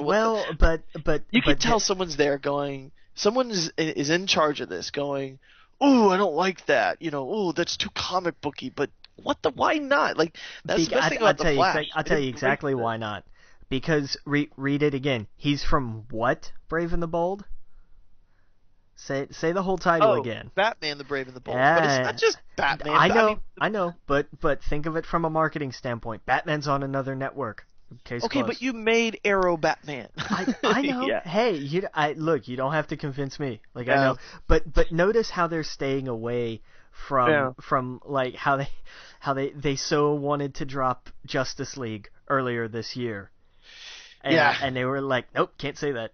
Can't touch anything like that. And I think that was probably part of it. Oh yeah, totally. But yeah, man, they got on DC's Legends of Tomorrow. It's Rip Hunter, Jay Jackson. Who's Jay Jackson? Why don't is that what character? I've never heard of that character. I don't know much about DC. No, that one's not jumping out at me. But it's got Dr. Martin Stein, which is Firestorm, Sarah Lance, which I guess she's still alive, or this is kind of a time travel show, so maybe he goes and picks her up or something before she dies. It's got Captain Cold, Heatwave, Hawk Girl of all people. Yeah, that's. I'm looking forward to that. Yeah, it's gonna be cool.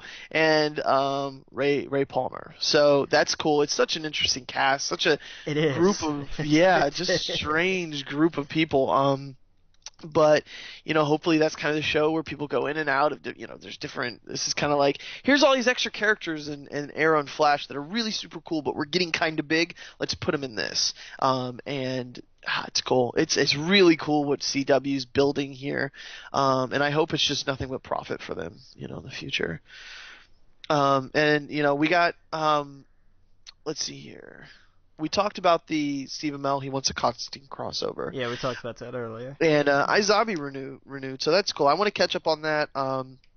It was quirky. It was fun. The last network thing, I guess you could kind of say, is Sony. Powers is renewed. Yeah, which is cool. Yeah, I am. That's on my list. Like, I actually started to watch. I watched the third episode the other day. And okay. I'm like, because the whole season is out now, and I can just dive into it.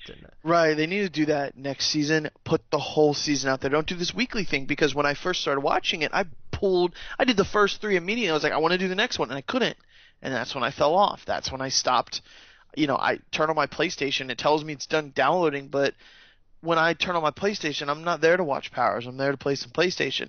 So when it drops all at once, when all that excitement is going around, that's when you want people to dive in. So yeah, digital. I know Netflix did this with one of their shows at some point this year, where they were like, no, we're going to do a weekly thing like a network. And it tanked for them. Yeah. They got nothing but crap about it, because it's two different platforms. Like if you're going to be a cable network or whatever that is, a network TV or whatever you want to call it, then yeah, you do it weekly, and that's expected, and you build around that. But digitally, if you're digital only, if you're Netflix, if you're Sony, if you're Yahoo, you drop it all at once. Period. Yep. That's just it. Oh yeah, and I know you're not a fan of Community, but I love Community, and I hated how it's weekly. No, fuck that. I'll wait until it's done. Language. oops. Yeah, exactly. Good call there. But yeah, no, that's the thing. Is like I like that show, but I'm not gonna watch that weekly. I don't even know where to go. I imagine Yahoo.com, but I'll wait until that's all finished with before I watch it. And that tells you something. Like I really liked that show when it was on TV, but now that I got to hunt for it, and then on top of that every week, no, thank you. And the don't break what's not broken. Netflix does it perfectly. Do it like that. The only channels I think that could get away with that is something like HBO, because they kind of have their foot in both worlds with HBO Go and HBO Now. Yeah, I'll give them a pass for that exact reason. Like they still build as a network. Right. They just happen to have a digital on-demand service, essentially. Right. And people have been saying it for years. Like AMC is kind of the next HBO, and Netflix is the next, HBO. Like these things, and there's a lot of working wheels in this. It's the fact that it's great drama, it's very well written, amazing talent behind it. 10 or 13 episode seasons, and they're on the platform that's perfect for them. So these other shows trying these things, I mean, great, Powers is renewed, but I really enjoyed it. I'm on the 4th or 5th episode now, and I really liked what was happening. I liked the characters, the world they were building. It was good. It's good. If this was on Netflix, it was dropped at once, people would be in love with it. But I don't know anyone else besides me and you in my group of friends that have been watching. Maybe one or two other people, but that's it, because it's on PlayStation 4, so you're already cutting people out. And then it's dropped weekly or whatever. It's no, don't do that. If you're going to have it on such a narrow platform as you have to have a Sony PlayStation, then do it all at once at least. Yeah. So yeah, it's no. Now that I know it's all out, I'll go and watch that. Might do that after this. I was gonna watch Agents of Shield, but who knows? Yeah, I'm off tomorrow, so. But yeah, so that's pretty much TV news. Unless there's anything else you want to talk about. I think that covers it. Cool. Well, let's get into video games. Video games and comics are kind of light this week. One big major thing in comics, but video games. PT Silent Hills demo, downloadable from PSN Store, and I heard that could actually kind of screw up your account if you still have it. Really? Yeah, people are saying something about it makes your account locked. I'm not sure. I really shouldn't even be saying it since I just read somewhere on the internet. It wasn't official news. But I was reading some posts on Reddit where people were saying like it was screwing up their PlayStation, and when they called, I guess, Sony, they were told delete that. You need to delete that file, or the PT, and then they were able to continue, downloading other stuff and whatnot. But I don't know if that's true. This is people on the internet. They say a bunch of crazy stuff. No, I mean, it hasn't affected me. No, mine either. Right. So, yeah. So you can't re-download it, and I heard actually sometime around December it's going to be gone for good. It is gone for good. No, like they're going to remove it from your system. It's going to be gone. They can do that? In the next patch. Yeah, they would be removed. Wow. Okay. Yeah. I imagine it would be the next patch that it's going to be removed. That's a bummer. But, yeah. It's a product that they're not moving forward with. I mean, I think they should just leave it. I mean, I think that's going to an extra lot of trouble, really. But yep, I totally agree, and that just tells you how much this company really wants to separate themselves. But yeah, man, I mean, if you think about it, yeah, it's so much trouble to like. We live in the day and age where we want things to kind of be put in a bottle so that later generations we think can be able to use it. Anything we have these days and are made these days, they're kind of not going to die, if that makes sense. Like you could always play, you're always going to kind of be able to play Ocarina of Time. There'll be some way possible for you 20 years from now to be able to play that. Where back in the day, there's some things that were just they wanted to destroy so bad, and they tried to erase every copy of everything, and some of them they successfully did, some not. But things like this, where else would you play this if it was only a digital thing, and now you can't re-download it. So unless someone goes through the trouble of somehow porting this over to the PC and make a completely playable demo thing for that, and then release it, illegally or whatever, to everybody, that's the only way it's going to still exist. You know what I mean? So I don't know. I was just thinking about that. Like, if they really did wipe it off of people's systems, and it was this thing, it would be this like urban legend going forward. Yeah, exactly. It would be like, man, you kids, you never got to play this. Like, Exactly. well, we can go find it. No, you can't. They obliterated it. Right. Exactly. And the thing is it was good. Like, it was good. Damn good. Like, someone who's not into that genre like me, when I played it, I was like, what the fuck have I been missing? And then my friends kind of told me, well, that was kind of the best thing in years for that genre. Yeah. You know, it's not, no one's saying game of the year, but people were like, that was such a fun experience that we haven't got that in a while. And then it's just such a tragedy. Everything kind of fell apart afterwards. Yeah. Yeah, so yeah, if that's like wiped, if that's in the next update, if they remove it, then that is going to turn into one of the biggest like urban legends of PlayStation lore, I guess you would say. Is like, oh, you've never played that, and you know, so somehow someone saved it on their system. Like, I see now that people are selling it on eBay for a lot of money. Systems they're selling preloaded. They're selling PS4s that just with that demo for like $1,000. Oh, hey, you know what? More power to them. That's funny.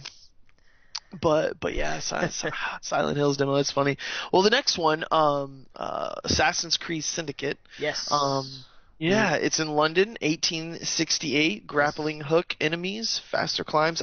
I'm not really into the Assassin's Creed games, so I'll let you take this one. Well, it looks like what they did was they said, okay, we took the things that people liked from Unity. We took the bigger map and the semi-modern setting, and we took some other things that people like. There's a lot of steampunk influence here. And we added some new abilities. You have a new grappling hook now that enables you to traverse different buildings faster. You can climb buildings faster with it. You know, you're basically given it's Batman's grappling gun, essentially. Right.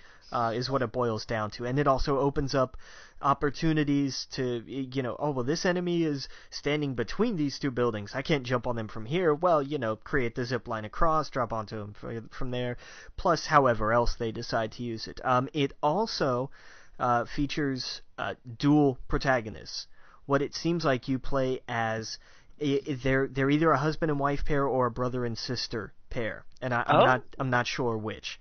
But so you can play either or, as far as I know, and maybe it's just you play one set of missions as him and one as her. I don't know, but it's. Am I blind? I did not see a female protagonist in the trailer. I kept seeing a guy. Yeah, the gameplay is all following him. But if you watch the gameplay trailer, it's like 10 minutes. Oh, I didn't see the gameplay trailer. I just saw the trailer. Yeah, there's the reveal trailer, and then like at the end of it, there's a link to a gameplay trailer, and it goes a little more in depth, especially in the combat mechanics, which they continue to refine, and I think maybe by the end of the series they'll have a decent combat mechanic in there somewhere. Yeah. But and it shows like there's, you know, you're in London and it's divided up into sections, and part of the experience is like, well, you know, a gang controls each section, and each gang is headed up by a particular Templar, and so, you know, you take them out and take over the territory, and so on and so on. You know, it's some of the elements like that may seem formulaic to some people, and they're not exactly wrong. But you know, I'm looking forward to it because I liked some of the things in Unity. I wanted them to be just a little better. There were tweaks that could have been made, but the gameplay got better, especially with 4, and Unity took a little bit of a step forward, but it stumbled in some places. But it seems like they've been really working to streamline. Especially the free running, which that's always everybody's biggest problem is, you know, oh, I didn't want to jump to that post over there kind of thing. I know you've talked about that before, but it's I'm looking forward to it. It looks fun. I hope it plays as fun as it looks. But yeah, definitely at the end of the announcement trailer, they do the thing you see them on YouTube videos where it's like the last 15 seconds is like a screenshot of different things, and it's like, oh, here's the, click this little thing to go to the website, and then there's another one for like a gameplay demo. It's all pre-alpha. It's very early, but right. I'm looking forward to it. It looks neat. Yeah, dude, no, that's cool. You know who I saw that might be in it? That's really out of left field. Brock Lesnar. Yeah, what the hell? That was in some concept art. And right, he's hitting a man with a shovel. Yeah, because because the first rule of Assassin's Creed Victorian England Fight Club is you don't talk about Assassin's Creed Victorian England Fight Club. Right. Apparently, it's like from the first of Downey's Sherlock Holmes movies. Right, yeah. Where it's him and the guy, and they're surrounded by like the big flat wooden boards and everything. They've got that in there, and some of the concept art. One of the fighters has Brock's giant tattoo on his back, and they're like, "Oh my god, is it him or is this somebody just like having some fun with this?" Yeah, it might be someone just having fun. I mean, the guy's built like him. He's got the shorts on. It looks like Brock Lesnar, but yeah, it's probably just someone was looking at a picture of Brock Lesnar or something, and was going with the art. That happens all the time. But that's cool. That's cool. I got the whole vibe. Like, I was like, oh man, just chip chimney sweeps just all over town, and it's gonna be cool. It's gonna be interesting. England's definitely a cool place. That has me really interested. That time period in London is totally interesting. So it's ironic. The one Assassin's Creed game that could have got me in was the third one with all the American stuff, and it apparently was the worst one. Yeah. The one that I was not interested in all, which was the pirate one, which everyone loved. Yeah. And this one, so I mean, I don't know. It's those games. I always say I'm going to play, and I don't. I don't. Unfortunately, the last one got such bad, press. I'm sure it's fine now. I'm sure everything's fixed and it's great now. But it got so much bad press when it came out. Well, someone who was on the fence, just nope, not going to do it. Well, and I mean the problem was that wasn't just like, oh hey, here are these things that have to be patched. It was the fact that this kind of underscored how severe this problem is. Yeah. That companies are just like, well, we can always put a day one patch out. Just get it out the door right now. We have to make money immediately. And it's like, that's the problem. And you wind up with some really horrendous issues. Oh yeah. And it drives people crazy. And I vote with your wallet and all that, but Oh yeah. So who knows? I mean, hopefully it does good. I'd like to get into that series and be fun. But yeah, so is there anything else video games you want to talk about before we move on to comics? Nothing that really jumped out at me. Really. Okay. All right. Well, we're going to get into comics, and we should probably put on the spoiler warning now, because we're going to go into Secret Wars, we're going to talk about Game of Thrones, Flash. Might as well just get into the spoiler topic, so if you haven't seen any of these, tune out, come back. If you don't care, then stay tuned. Keep listening. But just wanted to give you a heads up. This is the warning. We're going to be talking about spoilers. Let's get into Secret Wars. What was your first impression? The Marvel Universe is dead. Long live the Marvel Universe. Right. Yeah, we all know it's not. They're not closing up doors in a few months. But I loved it. This was the definition of a page turner. Yes, absolutely. It was one big, huge event after another. It was these two universes just like, let's go all out. You could tell the Ultimate Universe was like, oh shit, there's way more people on that end. We need to figure something out because we're getting our ass handed to us. It's Tony Stark and three other people that no one knows about. Yeah. And like against the entire Marvel Universe. And oh god, rest in peace, Rocket. That was a gut. Yeah, so the crazy thing is, we all know kind of something's going to happen and something's going to shake up and there'll be a Marvel Universe after this is all done, but we don't know the stakes. We don't know what is, I imagine some of these people we saw get killed could come back. I could imagine some of them won't. They could write it either way. Yeah. At the end of the day, they could honestly write Peter Parker out of the Marvel universe if they wanted to on this event, and just start with whatever the world is after this. If he's just kind of like a legend, like, oh, remember that guy, and like kind of as the dead hero, and he would officially become Miles Morales' Uncle Ben, if that makes sense. I don't know. It's just a thought. It's just back to what I was saying, is that there are still some stakes. We know the Marvel universe is not going to die, but some of these characters that do die could stay dead, and so that's where it's like, no, did not want to see that happen. There's some cool. I thought some cool. Like, I liked Cyclops. He got the Phoenix egg, and I was like, yes, you've been pandering for years about this. X-Men have been circling around this thing. He finally gets it, and he's like, and he's gone. Yeah. He shows up in front of Beast, and he's like, hey, got a new outfit. But I think that was kind of the point that they kept building towards, was that you can't fight this. No matter what you try, no matter what you do, this is going to happen. Right. And he looks like he's the White Phoenix, too. He looks like he's not the I'm going to kill everything, everything burn, evil Phoenix. He looks like the good Phoenix, if that makes sense.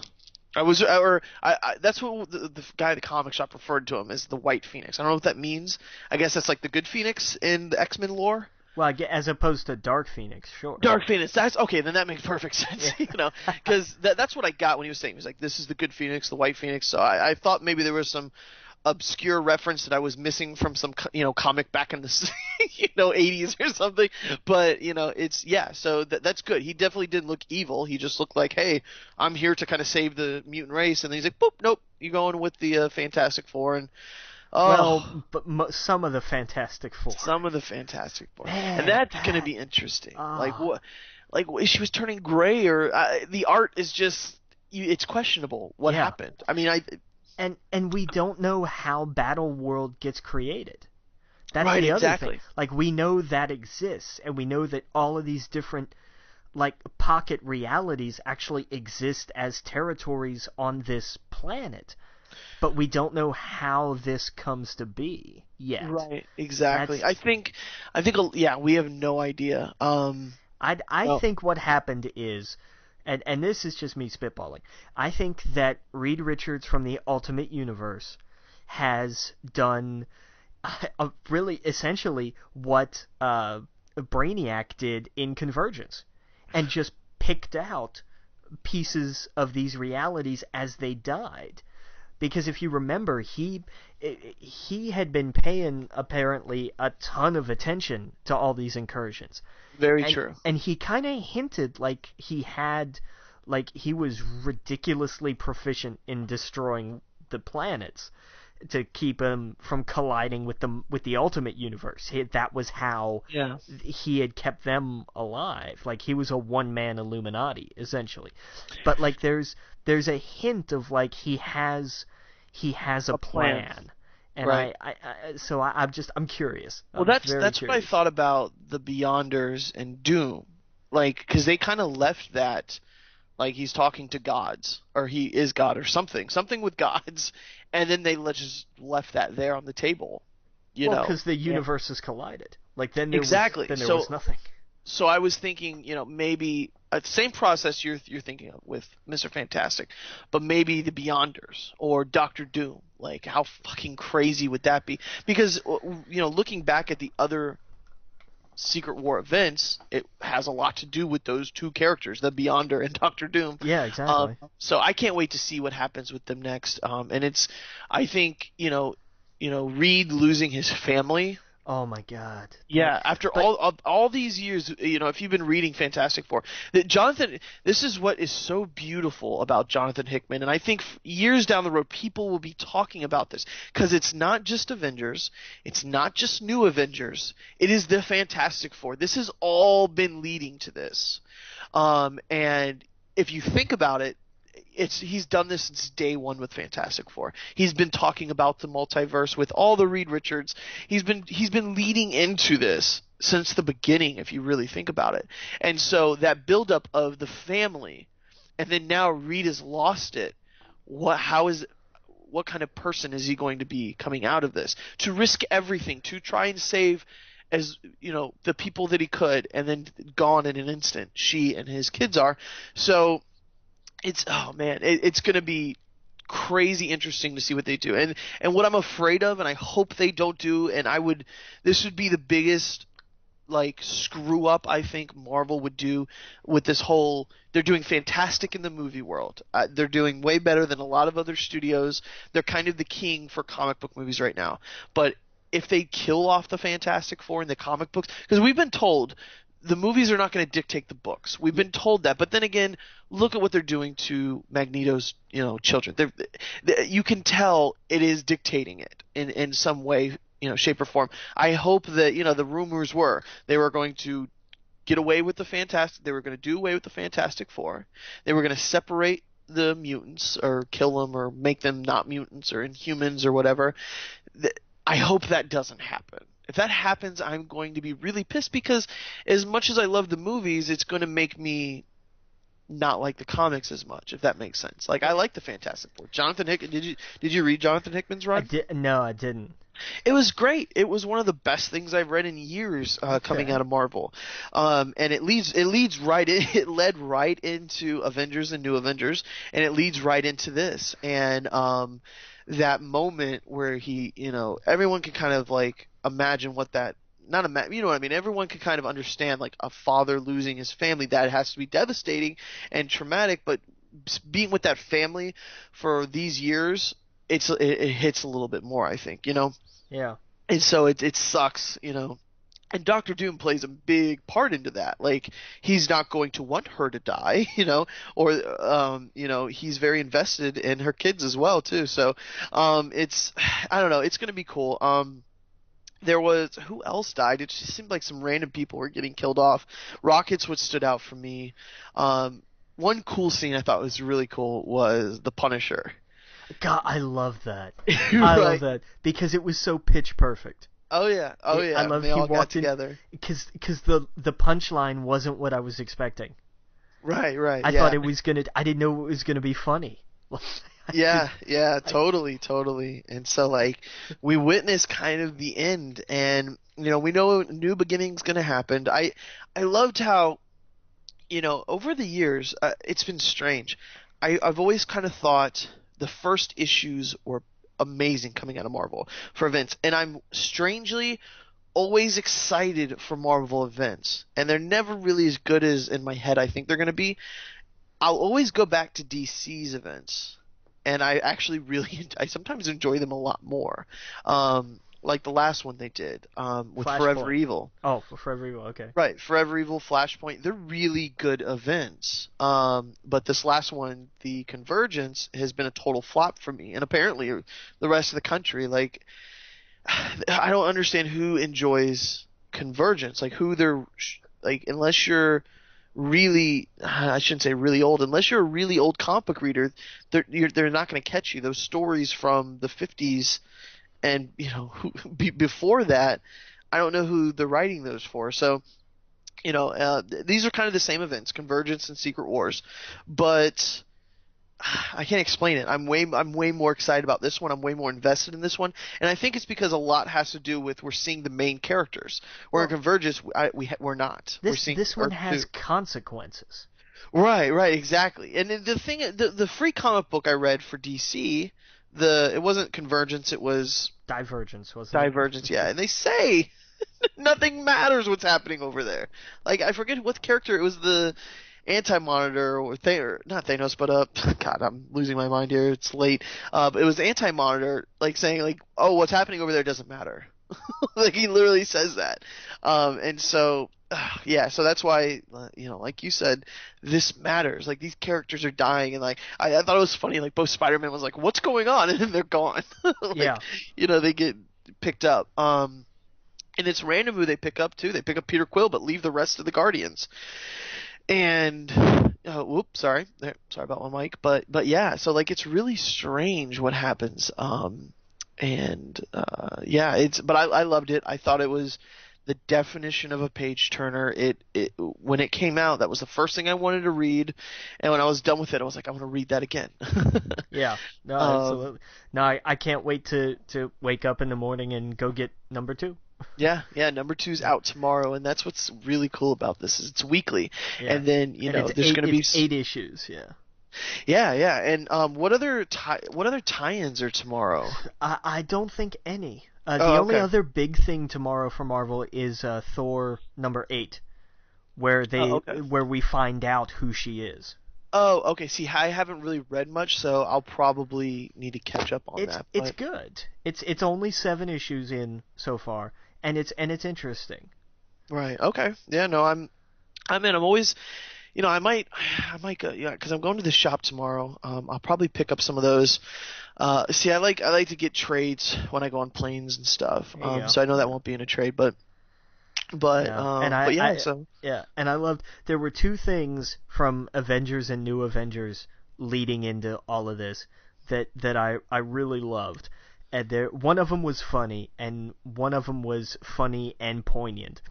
The funny one in Avengers, in the original Sin run of Avengers, like 3 issues that they did, right. where the time gem comes back, and so Cap. I don't know if you're familiar with like the last, like before. This is what happens before the time jump. Okay. Like this is what happens before they split, and this is why they split. And it's because you read the last issues of Avengers and New Avengers. It's Cap and Tony again. Yeah. But the time gem comes back, and it jumps Cap forward a few times. Yeah. And it's always him and some of the people that were in the room. It's like him and Hawkeye and a bunch of people, and then they jump again, and it's him and a few less people, and so on and so on. But there's one point where he's on this planet, and I forget who it is he's talking to, and it's a bummer. No, it's Franklin, I think. I'm pretty sure it was Franklin Richards. And he's walking him through this garden, and in this garden it's like 1,000 years in the future or something. Yeah. And it's just like him and Franklin, and there's like 2 or 3 other people there with him, and this giant tree is like the only other thing in the garden. Mm-hmm. And the last panel, after Cap and whoever else is with him time jumps away again, is just Franklin just kind of sits down under the tree, and he goes, "I wonder if he heard me." And then there's a little bubble off to the side from the tree, and it just says, "I am Groot." Yep. And oh my god, that killed me. Like when I read that, I was like, oh my god, like that was perfect. Oh yeah. And then I loved in whichever one it was where you had Thor and what was it, Hyperion, I think, who were standing in front of the Beyonders, and and Thor has the unworthy hammer of Thor with 2 R's. Oh wow! It's the whole thing of like if that's right. Yeah, if he be unworthy, he shall have the power of Thor. It's got 2 R's, and so he's like, all right, fine. And it's like the Beyonders are coming, and he's like, then we fight and we die and so on. So he goes to pick up the hammer, and he's not unworthy anymore, and he can't pick up the hammer, and he just starts laughing. And I was like, God, that's perfect. That's just so beautiful. Oh yeah, man. Oh yeah. Yeah, I remember those moments. It's gonna be good. It's gonna be good. I see. I was trying to look up. There's some things that are coming out tomorrow. Like I guess there's lead-ins, like Last Days. Are they starting to? Okay. Some of them, just a few. It's not really all gonna kick in until at least next week. Yeah. Where they get what was it? The all-female Avengers, the A-Force, and stuff like that. And EX for Extinction, Captain America, and the Mighty Avengers. That's when it's really going to start. These 2 are really, I think, these 2 Secret Warriors issues are setting it up. So, that's cool. I'm I'm excited. We're going to be talking about comics again, so Yes. more often. But yeah, man, it's cool. I'm excited. Trying to think of what else happened in the issue that's, no, I think we pretty much nailed most of it. It's gonna be interesting to see, because I imagine the Ultimate Universe is gonna be done after this. We've seen Miles, with the regular 616 characters, so it's gonna be interesting to see how they play that out. Like, is his family alive? Is Genki alive? Is there gonna be two of everybody in New York City? How are they gonna do this? So it's gonna be interesting. It's gonna be interesting, especially with the way that they ended Spider-Man. When Peter gets back home in the 616 universe, and he's like, what if I Google Miles Morales? What do I get? And it's just him. It's just the shot of his face staring at the screen, just going, whoa. Right, exactly. And so it's that's like the one loose thread of all of this that's just gonna drive me crazy forever. Oh yeah. So it's gonna be interesting. But I'm excited. But yeah. So let's get in. That's it about comics. Let's get in kind of the reviews. We kind of just gave our review of Secret Wars. We both loved it. Yeah. So, oh yeah. I'm so excited. Oh yeah. Well, let's get into Game of Thrones and Flash. What did you think of Game of Thrones this week? Fewer. That stands out. That was such a magic moment. I love that. Oh yeah. I loved it. Less enemies for us. Fewer. Right. Oh yeah. What? It just I thought the message of this whole thing was like the kid characters have to grow up. Yeah. Yeah, that was just kind of a theme throughout the whole thing. We had Sansa and Cersei and Robb Stark, and it was just the title of the episode, "Kill the Boy." They have to in order to survive in this world. And I loved the ties. Like, I loved the he was saying, the last Targaryen alone over there, like kind of broke his heart, like no one to lead, and it's interesting, and that twist at the end.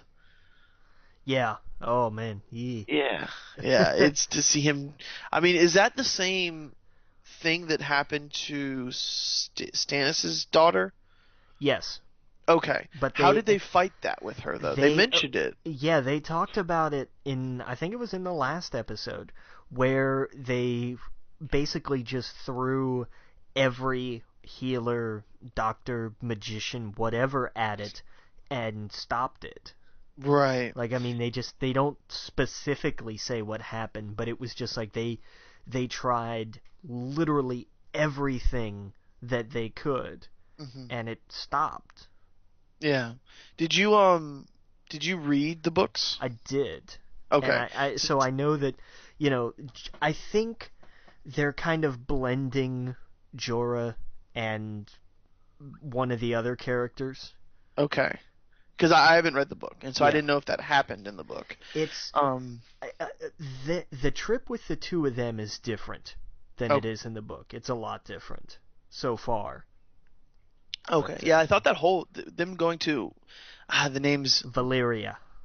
Yeah. I thought that was like, what in the world are we seeing? And we've only heard, like, if you're not paying attention to the show, you're gonna miss this. But like we've heard, it made me think, oh, this is where the Targaryens came from, and he's talking about the buildings, and like it made me remember that's right, they were all wiped out. Like, wasn't there a volcano or something? The world ended. Like, the world ended. The thing is, the only people who would have been able to explain what happened all died when whatever it was happened. Right. So yeah, that's scary. Yeah, so there's never going to be an answer of, well, what was, they call it the doom of Valyria. We'll never know. Right. That's so cool. Like, I love that. I love that not everything is known. Exactly. It's kind of like the real world. Like, we just don't know. We kind of have an idea of what happened, but we don't know exactly. You know what I mean? Like, the farther you go back, the more myth and legend there is. And it's not like today where it's like, picture or it didn't happen, but yeah, I loved that, and I loved him talking about like looking at these buildings that he was like, do you ever think we could ever get a society to this level again. He's like, no. Yeah. And to see it all melted and brought down, and it was just so interesting. It almost reminded me of, in the King Kong, where they go to the island, and it's just like, this place is dangerous and we probably won't survive. That's kind of the feeling I got when they were like, you could tell he did not want to be there, but at the same time he was just like, probably no one sees this like ever in their life. Exactly. And that's, God, I love that about Tyrion. Is that this character is so ridiculously curious to the point of where even in what has to be the throes of tremendous withdrawal, given all the wine he had been drinking and then suddenly not, to still be in awe, to know, well, I've come this far, I'm probably going to die on this boat, but to look around and just go, wow, so this is what this place is. Like, the dragon. Like, that was the first time he saw it. Oh man, that shot. Oh my God. I think it became real to him at that point. Like, I just, oh man, to watch him watch the dragon was just like, okay, now he believes. This is where this starts. Right. Oh yeah.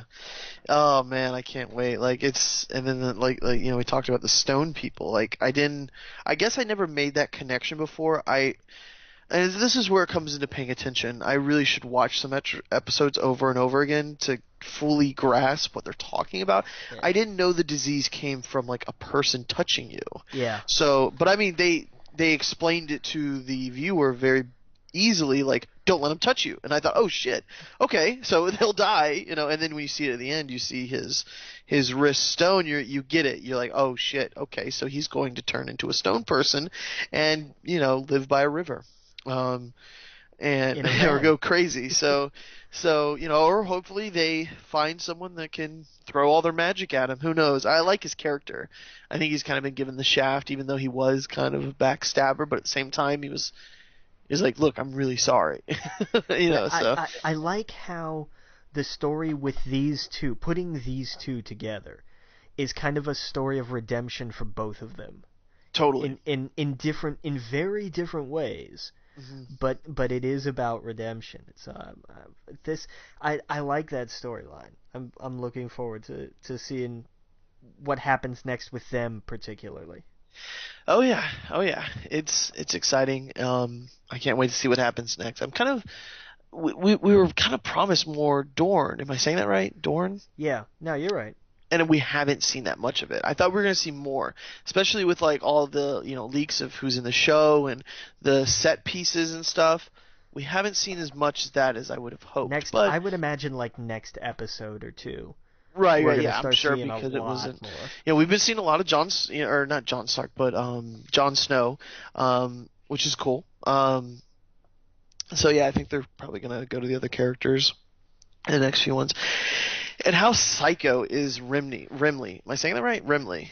Ramsay. Ramses. There's so many characters. At this point I'm like, I know who they are, but or Renly. I can't remember exactly, because there's Ramsay and then there's Renly, and I don't remember which one he is. I think he's Renly. I think. Renly. Okay.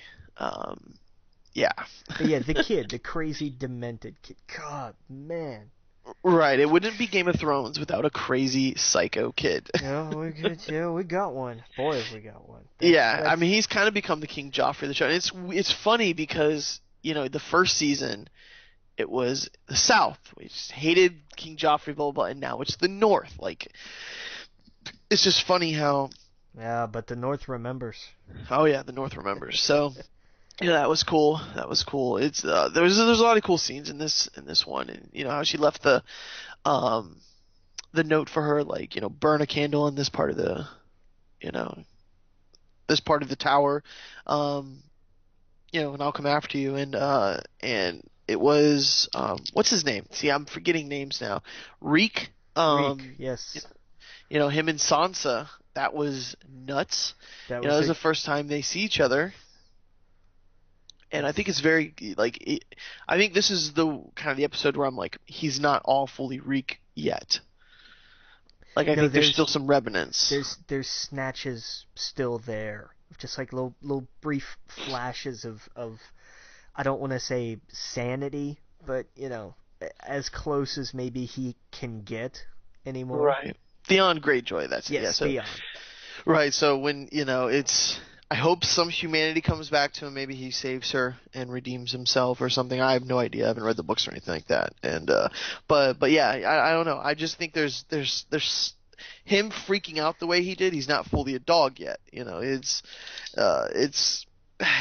just crazy. And them sitting around and the whole scene reminded me how awkward it was with Joffrey and how like everyone is like, this kid's psycho. Let's not get on his bad side. Yeah, exactly. And then now his name is threatened because now there's a newborn on the way. That wasn't a bastard. And so he totally feels threatened. So I don't want to be on that kid's bad side, or who knows what's gonna happen there. But but yeah, it's cool. It's gonna be cool. And and then you have Stannis is gonna march down and take them on. So hopefully we see that by the end of the season. I don't know how that plays out or anything, but I can't wait.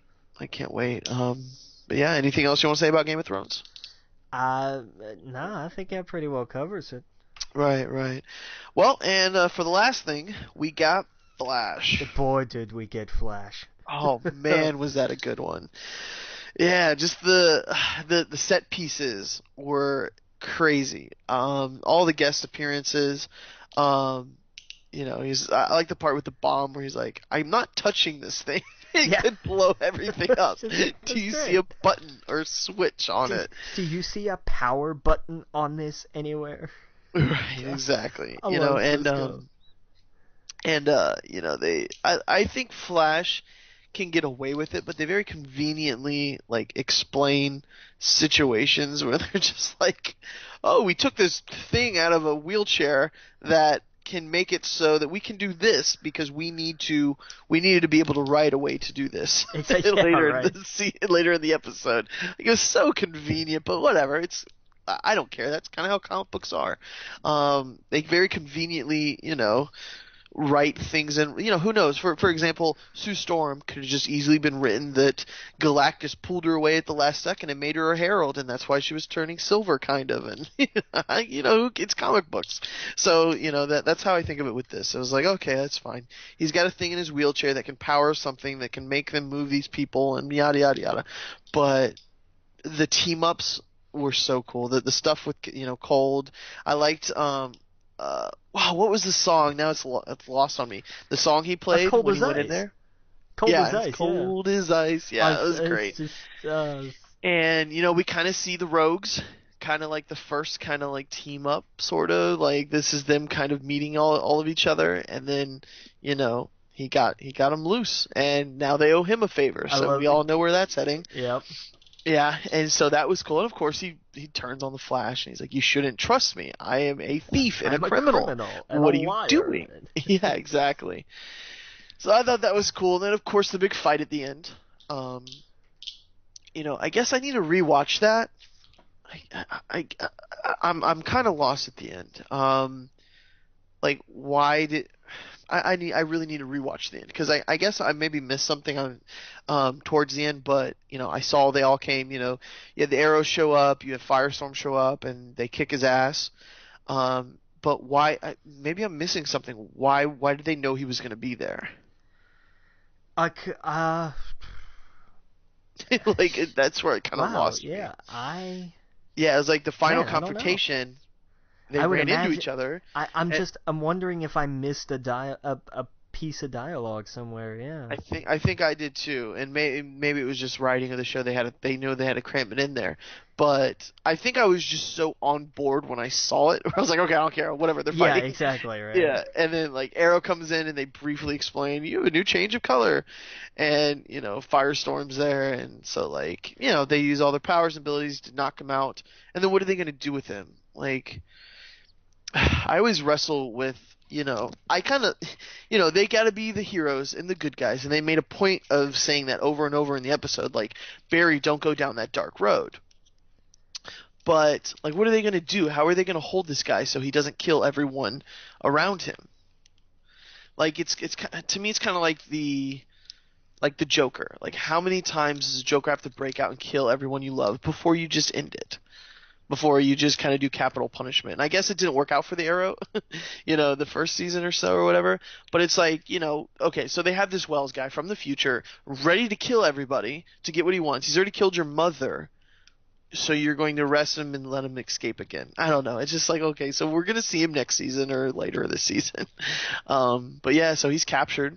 And, what are they going to do with him? What do you do with someone that is from the future that knows kind of what's going to happen, and is the technology he has is beyond anything you know? What do you do with that? Like, are you going to put him in a jail cell? I say you stick him in a hot air balloon and hope for the best. Yeah. So it's going to be interesting. So that's why I'm like, okay, we got him. What are we going to do with him? Somehow he's going to break out next episode. I have no idea. I didn't see the previews or anything. I'm just assuming that he's not going anywhere. Oh, you didn't see that? You didn't see the preview for next episode? No, my DVR kind of cuts off halfway through. Oh man. Oh, I guess I gotta somehow find that to watch then, because I can't see it. Well, what's the one thing that they've been building to all season, especially in the last half? What do you mean? What's the one thing that is going to happen? Well, Wells. I mean, I don't know what you mean. I keep thinking. What started all this? Okay, so Barry's trying to save his mother. Exactly. Right. They showed previews for the next episode. He's there, and he talks to her. Oh, wow. As she's laying there. I don't know if he couldn't save her or is in the process of saving her. I don't know, but there's going to be that scene, and I saw that, and I was like, oh, wow. Well, yeah, it's very, I don't know much about The Flash. I really started reading The Flash when it was during Flashpoint, ironically. And that all plays into this a lot. It really does. And I gotta tell you, if I'm curious to see what happens, because you said, if we know, if people who've read the comics without, and I don't want to actually spoil anything specifically, but if we've seen the kind of butterfly effect that going back in time has, just going back a day. Mm-hmm. He's going back, what is it, 14 years or something? Yeah. The magnitude of something, the catalyst, like you said, just whew. Yeah, and it's going to be... That's what's going to be interesting, to see what choice he makes then, and how at the end of that episode it sets up next season. Right. Depending on what happens. That's going to be fascinating. Oh, yeah. And you know who... Oh, that might be who that is. Hold on a second. What? Okay, so... Oh, yeah. Okay, remember we were looking at the list of R.I.P. Hunter, Jay Jackson, Dr. Martin Stein, Sarah Lance. Well, I don't know who Jay Jackson is, but people were wondering... could that be Wally West? There was a little bit of scuttle about that. Right, yeah, and I can't pronounce his last name. Franz Drummond? I don't know. I can't pronounce his last name. But yeah, people were wondering, could that be, Barry, or not Barry Allen, but Wally West? Because he would kind of be he's kind of the perfect age. He's kind of a teenager. And, he could be correct, maybe help me out here. Wally West, how is he related to Barry Allen? He's his nephew, right? Yes. He is, what's her name's, cousin or nephew or something? It's something like that, yeah. Yeah, I'm totally butchering this. Yeah, I can't remember, I remember Bart. I remember Bart, and that's it. That's the only other. That's the only other one of the Flash family that I really remember. You've got Jay and Barry and Bart and Wally, and I know there's one more that I'm forgetting. Right. Yeah. Oh man. I can't. But just that's. It's Iris's. No, it's not Iris. Oh God, now my brain is just mush today. But yeah, he's related to him somehow, I thought. And so, people were wondering, could this kid be, Barry or Wally West. Wally West, yeah, Wally West. And it would make sense. Like, why not put Wally West in this show? Have him come. I guess he would be kind of from. Either would have to be from the future. It wouldn't be like we can't wait 10 years to introduce him. You know what I mean? Until he's old. Right. Yeah. It has to be like he has to be kind of from the future, or maybe it's Bart Allen. Who knows? Maybe that's who it is. Maybe he's just Bart Allen. Boy, wouldn't that be a mind trip? Right. But hey, more. That's the thing. That's the other thing I was watching during this. I was thinking during this episode, and then at the very end, I was kind of I ate my words where I was like, the Flash really doesn't have.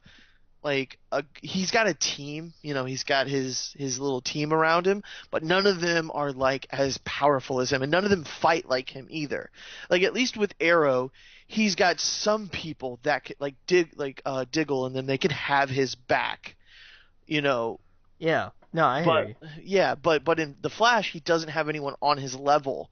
He needs someone on his level to fight with him at some point. You know what I mean? And I thought and then of course Arrow shows up and Firestar shows up or Firestorm shows up, and so it's cool. But I thought, the Flash kind of needs a little bit more, of that element around at some point. And so I thought, it'd be really cool if it was, Wally West at some point. So I don't know. It's going to be fun. The Flash has become probably my favorite of the network shows for superheroes. Yeah, well, because it has such a good balance between the seriousness and the humor. Right. Because I love the humor. The humor is fantastic. Oh yeah, Cisco's the best. Like he's my favorite character of these comic book shows. It really sucks to be a good guy this week. yeah. Like he has the best lines.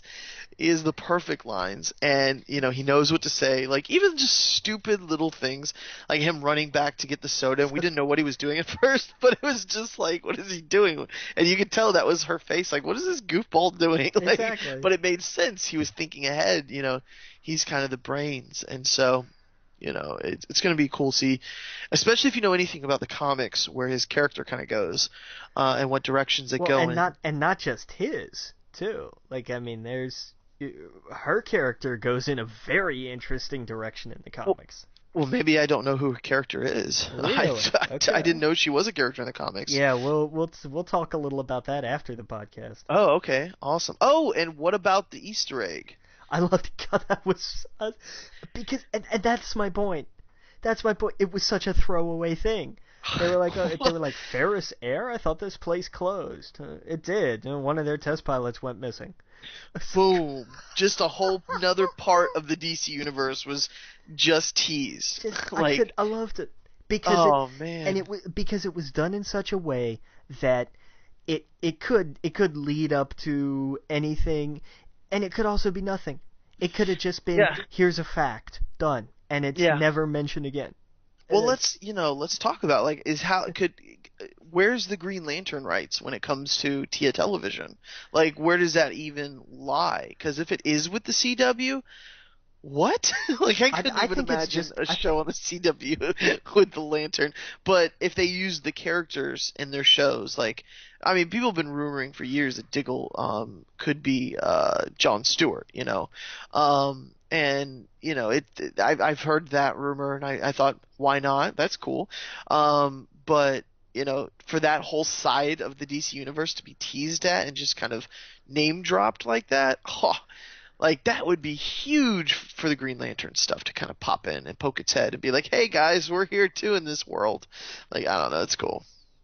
I would, do a DC version of Space Cops. Just let that be what the Green Lantern show is. Make it a space procedural. Right. Dude. NCIS 2614. Why not? Right, right. All right, man. Well, it's late. Let's wrap this up. All It's been right. a big week. We got next week. What is it? What movies come out next week? Is it Mad Max or? Yes. God, yeah. Is it Yeah, really? Wow. I think so. Here, let's see. It's Five get. 5:15, right? Yeah, yeah. Let's see here. Release date. I think so. Cause isn't Yeah. isn't Jurassic World next week? Yep. Yep. Yep. 5:15.